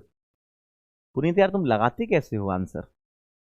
कुछ तो तुमने ट्रिक निकाली, ऐसा तो नहीं है कि इसका आंसर बाकी लोगों ने नहीं निकाला हो। ऐसा तो मैं नहीं मान सकता कि इसका आंसर जो है बाकी लोगों ने ना निकाला हो। ये पुनीत के पास कुछ तो ट्रिक है, एक बार टेक टीम से कोई देख रहा हो तो जरा निकालना पुनीत का डेटा क्या कर रहा है ये आजकल। कुछ तो मैटर है, ऐसे ही नहीं तुम हर बार यहां दिख रहे हो, कुछ तो मैटर है। हाँ ये तुम लोग सही कह रहे हो, तुम लोग एकदम सही कह, ऐसा तो नहीं है कि ये ऑर्डर होल नंबर किसी को ऐसा पता ना हो, ये आंसर तो सबको पता होगा। Order fractional, negative, positive, whole number सब हो सकती है, लेकिन तुम ही क्यों दिख रहे हो? तुम्हारे बारे में पता करना पड़ेगा। तुमसे तो अलग से हम बात करेंगे अभी आज क्लास के बाद। चलिए क्या कहना है भैया? It would be zero order reaction when the rate of reaction is proportional to square of concentration of A, the rate of reaction remain same as any concentration of A, the rate remain unchange at any concentration of B and C, the rate of reaction doubles if concentration of B is increase to double. ये zero order है, कब है ये बताओ जरा।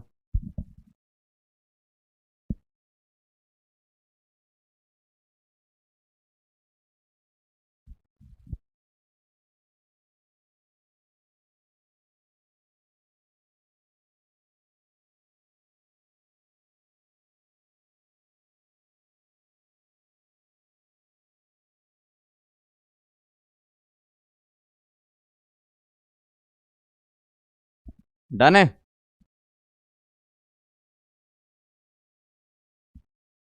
दिनकर भाई एक बच्चा है पुनीत, जितने सवाल दो वो टॉप 5 में ही आ रहा है हमेशा, तो एक बार पता लगाओ ना इसके बारे में, कैसे कर रहा है ये।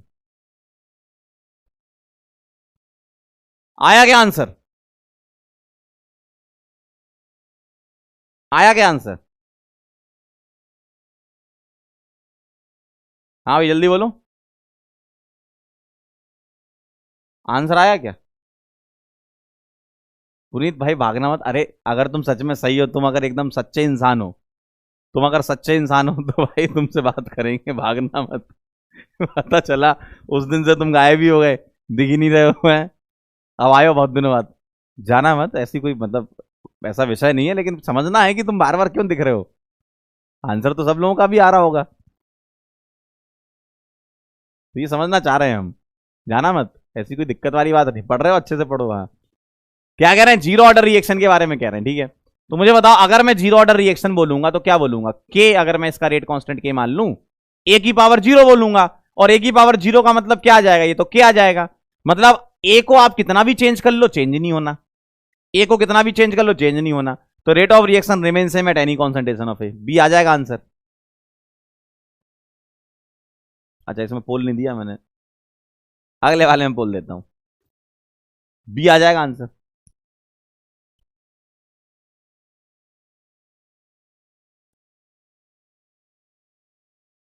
ठीक है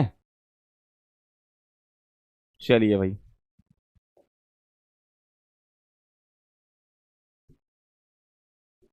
अगला सवाल।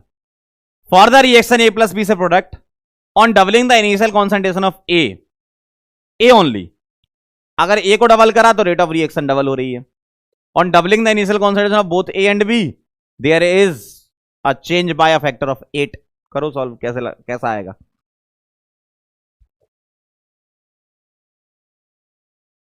करो जरा, ट्राई करो। फिर मैं पोल दे रहा हूं,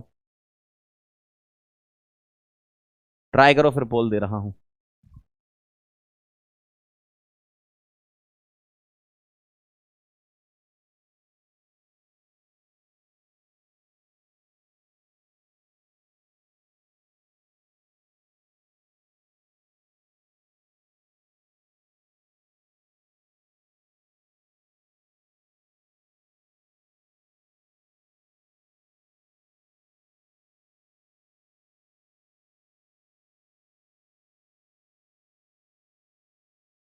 आया?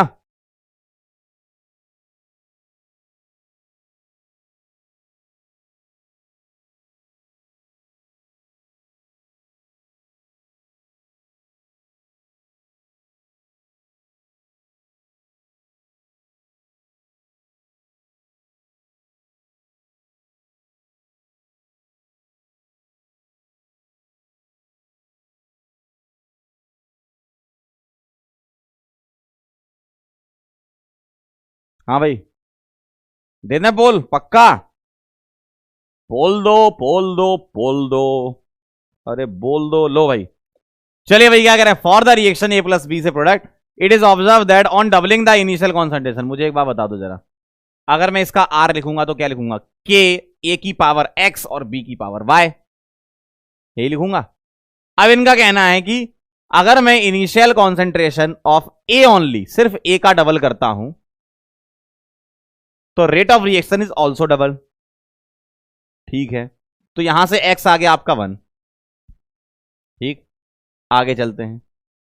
फिर इनका कहना है कि ए और बी दोनों को डबल करते हैं तो रेट ऑफ रिएक्शन 8 टाइम्स हो जाती है। तो ए को भी डबल कर दो और बी को भी डबल कर दो, तो कह रहे हैं 8 टाइम्स हो जाती है। ठीक है भाई, तो ये 2 की पावर एक्स प्लस वाई, और ये मैं लिख दूं क्या? 2 की पावर 3। तो यहां से एक्स प्लस वाई कितना आ गया? 3। एक्स आपका 1 है तो वाई कितना आ जाएगा? 2। अगर आपका एक्स 1 है तो ठीक है, तो 1 और 2 आ जाएगा, 1 और 2। Agra is the right answer, Agra is the right answer. आइए जरा, सत्यम, हर्ष, निखिल, कार्तिकेय और सृष्टि। ठीक है, चलिए बहुत बढ़िया। देख लो कैसे किया मैंने, डायरेक्ट करते हैं ऐसे अपन, है ना। अगला सवाल इसी प्रकार का कुछ मैच करता हुआ। बोलिए भाई, बोलिए भाई, बोलिए भाई, बोलिए भाई, बोलिए भाई, बोलिए भाई, क्या लग रहा है?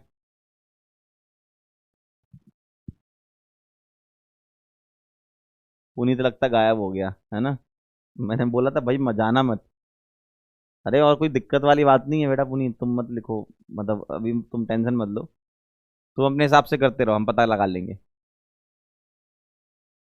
The rate of reaction between two reactant A and B decreases by a factor of 4। अच्छा, rate of reaction between two reactant A and B decrease by factor 4 if the concentration of reaction B is doubled. अच्छा, तो two reactant A and B, तो A plus B से हमें नहीं पता क्या बन रहा होगा, मान लो मैंने प्रोडक्ट बना दिया पी। ठीक है, तो इसका आर क्या आ जाएगा? के ए की पावर एक्स और बी की पावर वाई। ठीक है, करो जरा ट्राई।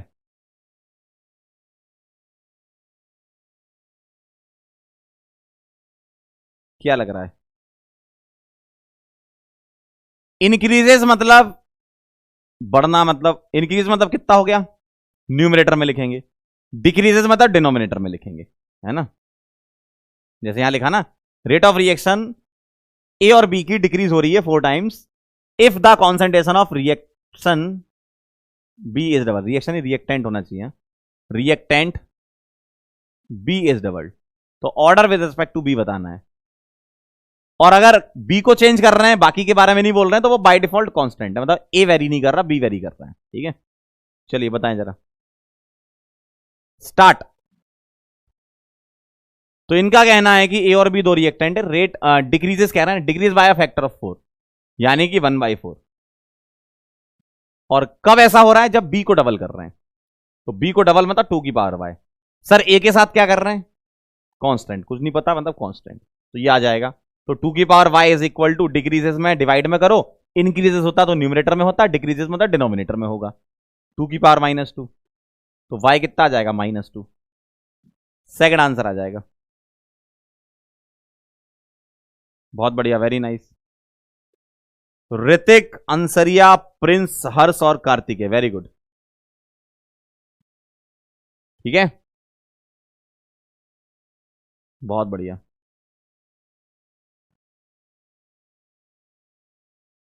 अगला सवाल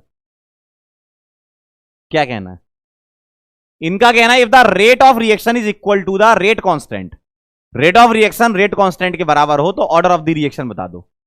अच्छा, if the rate of reaction is equal to rate constant तो ऑर्डर ऑफ द रिएक्शन बताना है। मान लो कोई रिएक्टेंट है ए, इससे बन रहा है प्रोडक्ट, तो आर इज इक्वल टू के ए की पावर एक्स लिखोगे, और इनका कहना है कि ये दोनों बराबर हैं आर और के। इसका मतलब ये नहीं होना चाहिए, इसका मतलब एक्स की वैल्यू कितनी होनी चाहिए 0, यानी कि 0 ऑर्डर रिएक्शन है, तभी तो आर के बराबर आएगा। बी आंसर है, तो बड़ा आसान है ना, तभी तो आर के बराबर आएगा। क्यों? 0 ऑर्डर रिएक्शन होगी तभी तो ए की पावर 0 बनेगी, वो हटेगा। चलिए भाई, ये आपके लिए होमवर्क है, नेक्स्ट टर्न पे आप इसको करके आओगे। ठीक है, ये एक होमवर्क आपको दे रहा हूं। आगे चलते हैं मॉलिक्यूलरिटी ऑफ द रिएक्शन पर। Sir molecularity of the reaction क्या होती है? मॉलिक्यूलरिटी ऑफ द रिएक्शन को समझिएगा, छोटा सा पार्ट है ना, छोटा सा part. Molecularity of the reaction क्या होता है? द नंबर ऑफ, डेफिनेशन लिखेंगे पहले, the number of reactant molecules, the number of reactant molecules which must be collide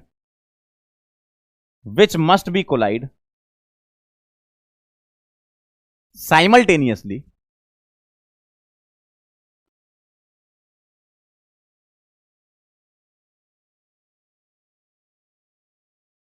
to bring about a chemical reaction।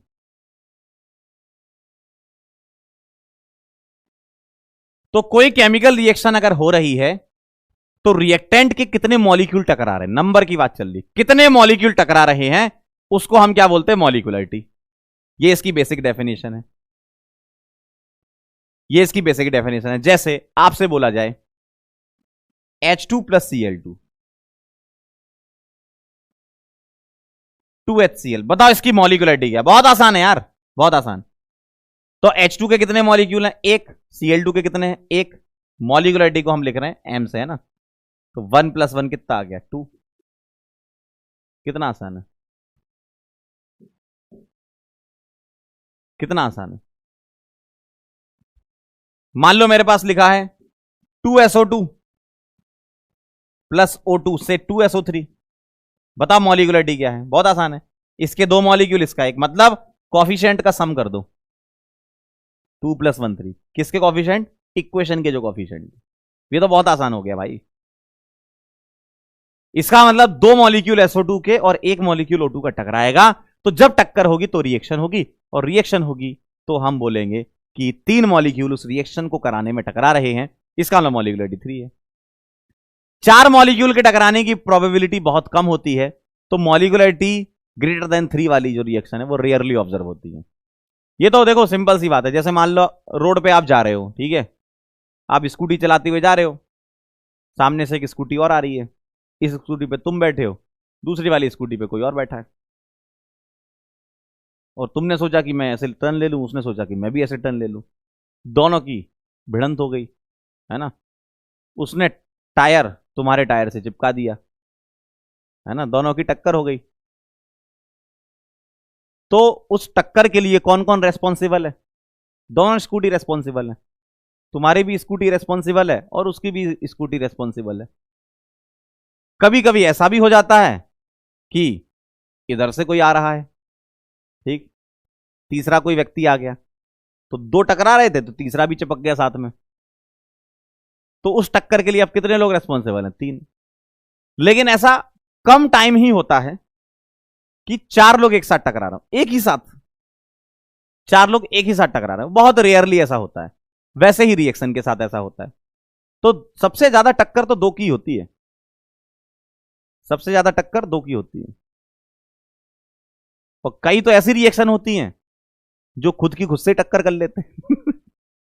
देखो, दो अलग अलग गाड़ियां हैं, आ रही हैं आ रही हैं आ रही हैं आ रही हैं, टक्कर हुई, मॉलिक्युलरिटी दो, क्योंकि इस टक्कर के लिए दो लोग रेस्पॉन्सिबल हैं, दो स्कूटियां रेस्पॉन्सिबल हैं। कई तो ऐसे होते हैं कि अकेले ही जाते जाते जाते जाते स्कूटी जो है जारी जारी जारी और अपने आप ही टकरा, मतलब अपने आप ही गिर गए, ऐसा भी होता है ना। तो वो रिएक्शन कौन सी होती है? यूनिमॉलिकुलर। वो रिएक्शन कौन सी होती है? यूनिमॉलिकुलर। जैसे एक रिएक्शन है NH4 NO2, इससे बनता है N2+2H2O। तो ये कितने मॉलिक्यूल हैं यहां पर? एक। तो कई रिएक्शन ऐसी होती हैं जिसमें खुद ही अपने आप ही गिर जाते हैं लोग। स्कूटी चल रही है, चलती जा रही, पता नहीं क्या हुआ, अपने आप ही क्या हुआ और धड़ाम से गिर गए, है ना। तो सर ऐसा कैसे होता है कि मॉलिक्युलरिटी 1, ये आपके दिमाग में सवाल आ रहा होगा कि सर आपने बताया कि number of reactant molecule which must be collide simultaneously to bring about a chemical reaction, मतलब मॉलिक्यूल का कोलिजन तो होना चाहिए। यहां एक मॉलिक्यूल है, वो अपने आप से ही कैसे टकराएगा? मॉलिक्यूल तो एक है ना, ये सवाल आपके दिमाग में आना चाहिए कि सर मॉलिक्यूल तो एक है, वो अपने आप ही कैसे टकरा जाएगा? टक्कर होने के लिए दो लोग तो होने चाहिए ना, अपने आप ही कैसे टकरा जाएगा? मान लो तुमको अपना सर भी दीवार में देना है, तो दो लोग चाहिए ना, एक तो तुम और एक दीवार, दो चीजें इन्वॉल्व है ना उसमें। इसका मतलब यहां कुछ तो ऐसा हो रहा होगा, हवा में थोड़ी टकरा रहा होगा। अगर एक मॉलिक्यूल है तो उसकी टक्कर किससे? एक्चुअल में यहां पर क्या होता है, एक्चुअल में यहां क्या होता है, NH4NO2 जो होता है ना, वो कैटायनिक और एनायनिक अवस्था में रहता है, और ये आपस में कैटायन एनायन की ही टक्कर चलती है।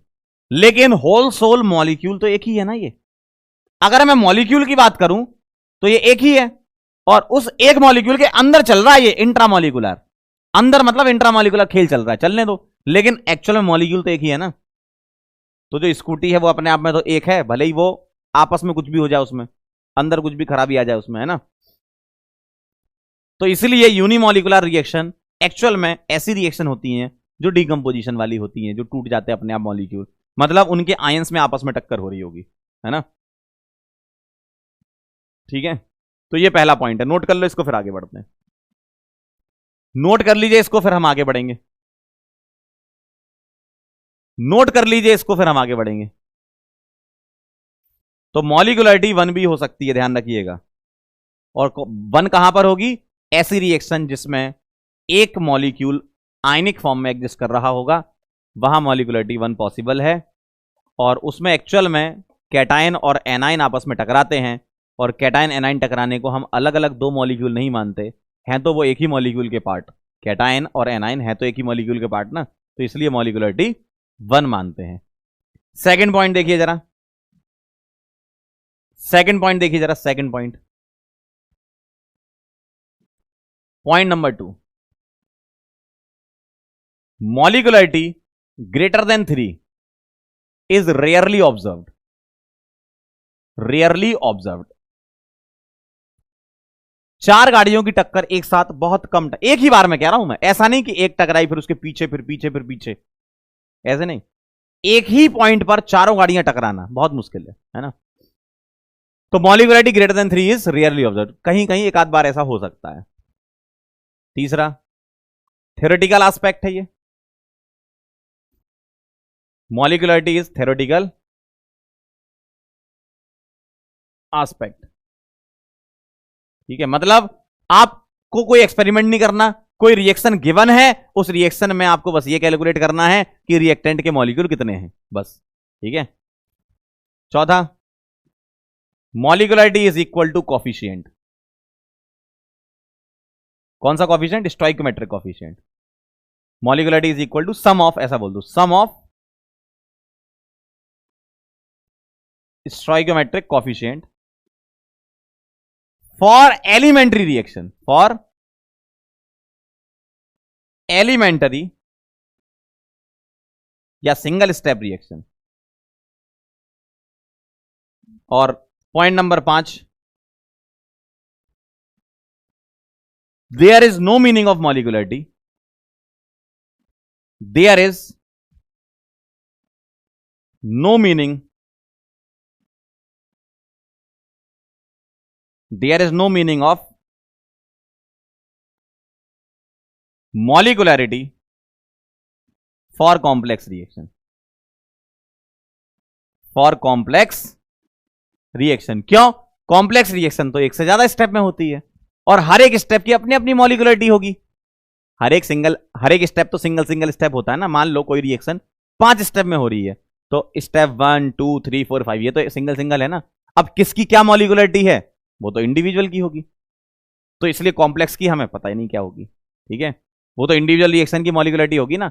अब हम किसकी माने? मान लो पहले स्टेप की में 2 मॉलिक्यूल टकरा रहे हैं, दूसरे में 3 टकरा रहे हैं, चौथे में फिर 2 टकराने लगे, तो हम 2 माने कि 3 माने, है ना। तो इसीलिए कोई मीनिंग नहीं है कॉम्प्लेक्स रिएक्शन के लिए मॉलिक्युलरिटी का। लेकिन हां, अगर तुमसे कोई ऐसा पूछ ले कि what is the molecularity of slow step of complex reaction this, तो स्लो स्टेप की तो बता सकते हो ना, या किसी भी स्टेप की पूछे तो बता सकते हो ना। हर एक स्टेप की तो बता ही सकते हो। कोई मास्टर रिएक्शन की पूछे, तो नहीं बता सकते। देखने में तो ऐसा लगेगा कि हाँ मास्टर रिएक्शन में 2 लगा हुआ है तो बता देते सर 2। एक्चुअल में वैसे होता ही नहीं है, वो तो अलग अलग स्टेप में होता है। और अगर अलग अलग स्टेप में रिएक्शन चल रही है तो हर एक स्टेप की अपनी अपनी मॉलिक्युलरिटी होगी। और हम किसको क्या बताएं? तो वैज्ञानिक लोगों ने यही बोला कि भाई हम बताएंगे नहीं। कोई 2 बोल रहा है, कोई 3 बोल रहा है, कोई 4 बोल रहा है, क्या ही बोल रहे हो यार, मत बताओ, इससे अच्छा बताओ ही मत, है ना।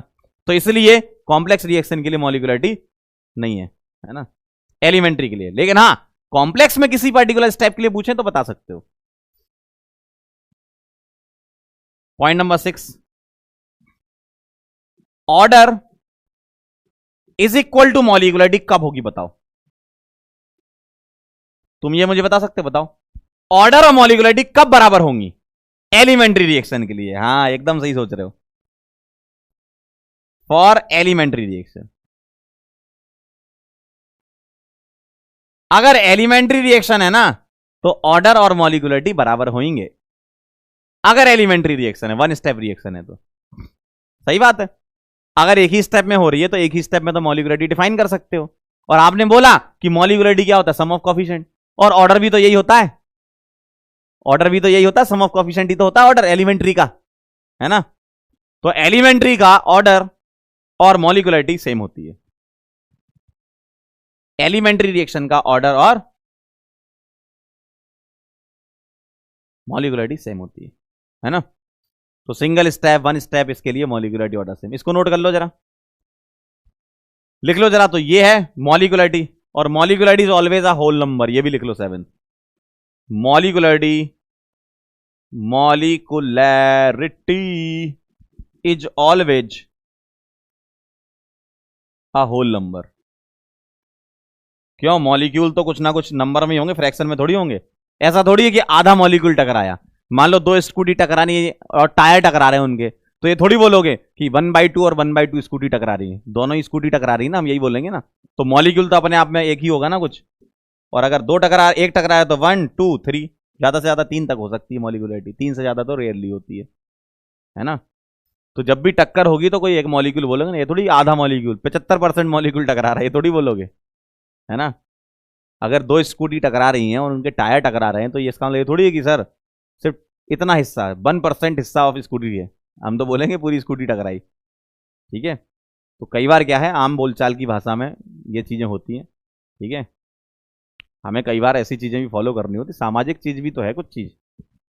अब ऐसा थोड़ी घर जाके बोलोगे कि मम्मी आज 10% स्कूटी टकरा गई है, मम्मी कान के नीचे एक और दे देंगी। तो थोड़ा सा हमें सामाजिक तरीके भी होते हैं, उसको फॉलो करना होता है ना।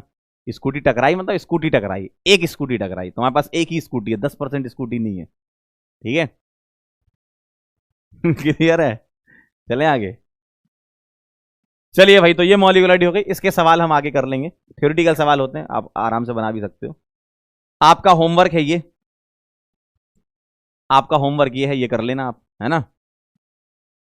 ठीक है, आपका होमवर्क ये है। मॉलिक्युलरिटी 0 नहीं होगी, हाँ 0 मॉलिक्यूल थोड़ी टकराते, पागल हो गए क्या।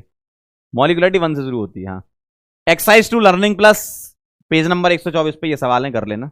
है ना। और मैं आपको आज एक बहुत अच्छी बात बताने आया था। कुछ चीजें हैं जो आप अपनी तैयारी में ध्यान रखो तो इससे आपको कुछ फायदा मिलेगा। जैसे सबसे पहली बात तो जो मैं करना चाहता हूं आपसे वो ये है,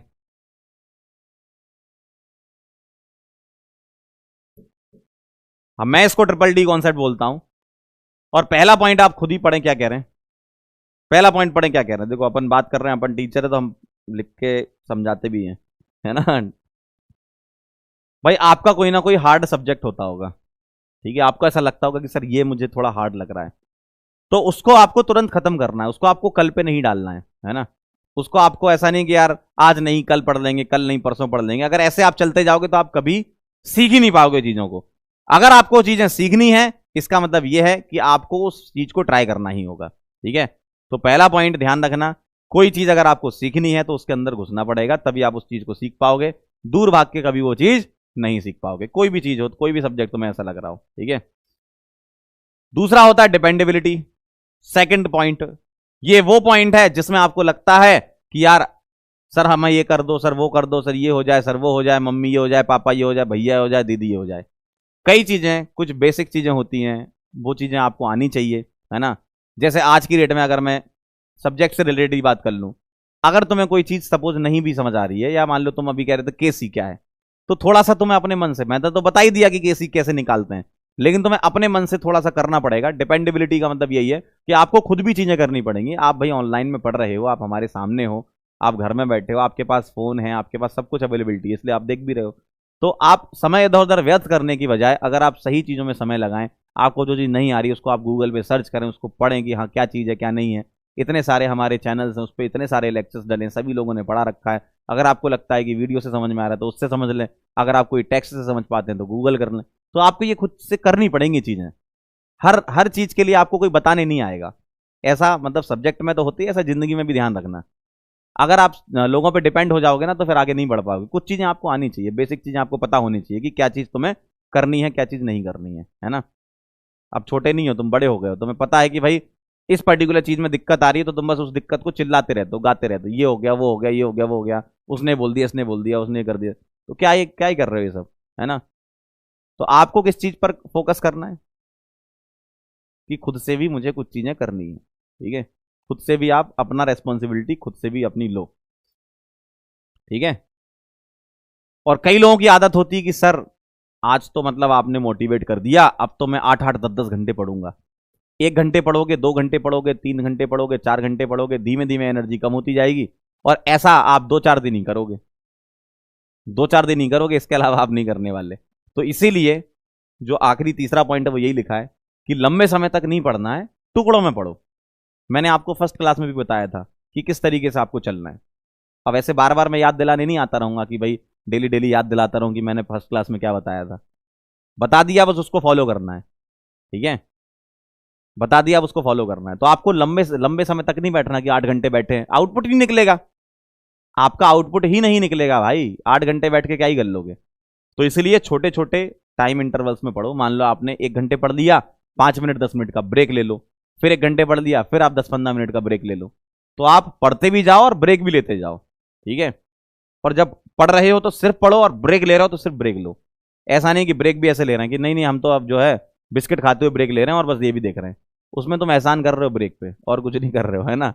तो ब्रेक लो तो बढ़िया से ब्रेक लो, कॉपी किताब बंद करके एकदम शांति से बैठो, या गाने सुनो, या कुछ खेलना है खेल लो। लेकिन जब आप पढ़ने बैठे हो तो एकदम पढ़ाई स्टार्ट कर दो। और 1 घंटे मतलब 1 घंटे मैक्सिमम आउटपुट निकल, 95% आउटपुट आपका निकलना चाहिए घंटे में, ठीक है। क्लियर है। तो थोड़ा सा इन चीजों का ध्यान रखें।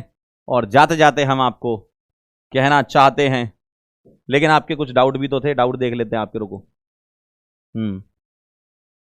भूल जाते हैं क्या करें, भूल जाते हैं क्या करें, लव जी का ये आया है सवाल। भूल जाते हैं क्या करें, इसमें आपको कुछ नहीं करना है। जो भी आपके सामने चीज आ रही है उसको बार बार रिपीट करना है। देखो हम कोई चीज देखते हैं और भूल जाते हैं, इसमें किसी की कोई गलती नहीं है, ये ह्यूमन नेचर है, ये हमारा मतलब दिमाग है ऐसा कि कुछ चीज पहली बार कोई चीज देखोगे तो भूल हो गई।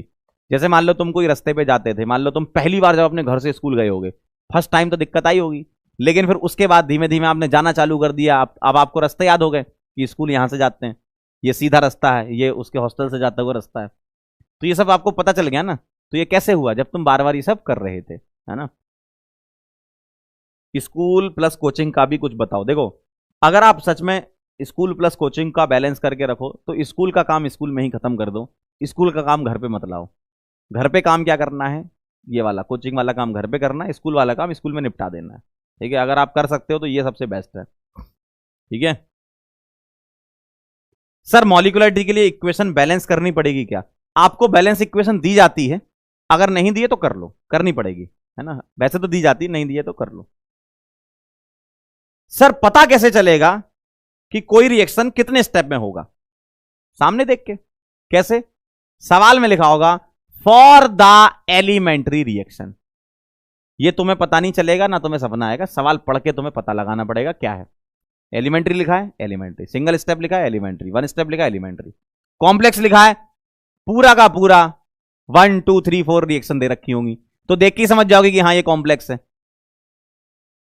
भाई नंबर ऑफ रिएक्शन ज्यादा दे रखी होंगी ना, तो वो कॉम्प्लेक्स है। मॉड्यूल नहीं है तो जो होमवर्क में दे रहा हूं वो करते जाओ। सर अगर कोई मॉलिक्यूल का नंबर फ्रैक्शन में होगा तो उसका क्या मल्टीप्लाई करके होल नंबर? बिल्कुल सही है, होल नंबर बनाना पड़ेगा। मान लो ऐसे दिया, सुनो, जैसे दिया half H2 plus half Cl2 2HCl, तो 2 से multi half H2 plus half Cl2 HCl दिया, तो 2 से मल्टीप्लाई कर लेना, है ना। वो आप कर लेना, उसको आपको होल नंबर में लाना पड़ेगा। 5 नंबर वाला पॉइंट समझा दो। 5 number, there is no meaning of molecularity for complex reaction. Anil ji देखो, कॉम्प्लेक्स रिएक्शन में एक से ज्यादा स्टेप में होती है, तो हो सकता है पहले स्टेप की कुछ दे रखी हो, दूसरे स्टेप की कुछ दे रखी हो, तीसरे की कुछ दे रखी हो, तो तुम्हें कैसे पता चलेगा कि कौन सी लेनी है? तो इसलिए वैज्ञानिक लोगों ने बोल दिया कि नहीं लेनी है। तो मॉलिक्यूलरिटी कॉम्प्लेक्स रिएक्शन के लिए कोई मीनिंग नहीं है, हम एलिमेंट्री के लिए बता सकते हैं। ठीक है, क्लियर है? How to check order by rate constant. Fatima ji, rate constant से, और देखो ये लिखा है, देखो आपके सामने लिखा है, रेट कांस्टेंट की यूनिट से, रेट कांस्टेंट की वैल्यू से नहीं, यूनिट से पता लगा सकते हो। जैसे रेट कांस्टेंट की यूनिट अगर देखो यहां कह दिया सेकंड इनवर्स, वैल्यू से नहीं पता लगाया मैंने, यूनिट से पता लगाया। अगर ये सेकंड इनवर्स है, इसका मतलब एन की वैल्यू मुझे यहां 1 रखनी पड़ेगी, तभी ये एम की पावर 1 माइनस 1 बनेगा, एम की पावर 0, यानी कि वो टर्म हट जाएगा तो सेकंड इनवर्स बचेगा। तो सेकंड इनवर्स यूनिट अगर आ रही है यानी कि ऑर्डर 1 है, यूनिट से पता लगेगा, वैल्यू से पता नहीं लगेगा। ठीक है, चलिए भाई इतना काफी है। जाते जाते हम आपको बोलना चाहते हैं थैंक यू सो मच, आप यहां पर आए और आपने हमें दर्शन दिए, इसके लिए बहुत बहुत धन्यवाद। और अब हम चलेंगे और मुलाकात करेंगे आपसे नेक्स्ट लेक्चर में। केमिकल काइनेटिक्स से ये जो 3 लेक्चर थे आपने देखा, इन तीनों लेक्चर से कितने सारे सवाल बन गए। 3 ही लेक्चर थे लेकिन सवाल बहुत बन गए। इसका मतलब ये है कि बहुत इंपॉर्टेंट चैप्टर है। जी हाँ, तो अभी ये एक पार्ट खत्म हुआ, अब अपन टाइप ऑफ रिएक्शन ऐसी पढ़ेंगे जो ऑर्डर वाइज पढ़ेंगे। First order reaction, second order reaction, zero order, ये 3 ही आपके सिलेबस है। फर्स्ट, सेकंड, जीरो, और फिर nth ऑर्डर देख लेंगे, है ना। बस, और उसके बाद आर्हेनियस इक्वेशन, देन एंड, वही लास्ट होता है, कोलिजन थ्योरी वगैरह। तो चैप्टर देखने में ऐसा लगता है कि बहुत बड़ा है, एक्चुअल में कॉन्सेप्ट लिमिटेड है, सवाल ज्यादा है इसके। केमिकल काइनेटिक्स में कॉन्सेप्ट लिमिटेड लेकिन सवाल ज्यादा है, इसलिए मैंने आज प्रैक्टिस सेशन भी आपका लिया क्वेश्चन का, है ना। चलें फिर आगे, जाते जाते 2 लाइनें आपके लिए सुना दूं क्या?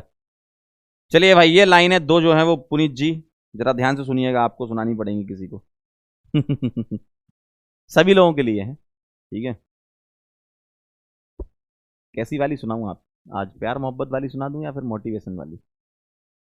सर मोटिवेशन वाली चल रही है आजकल, है। चलो भाई सुनो फिर। हाँ।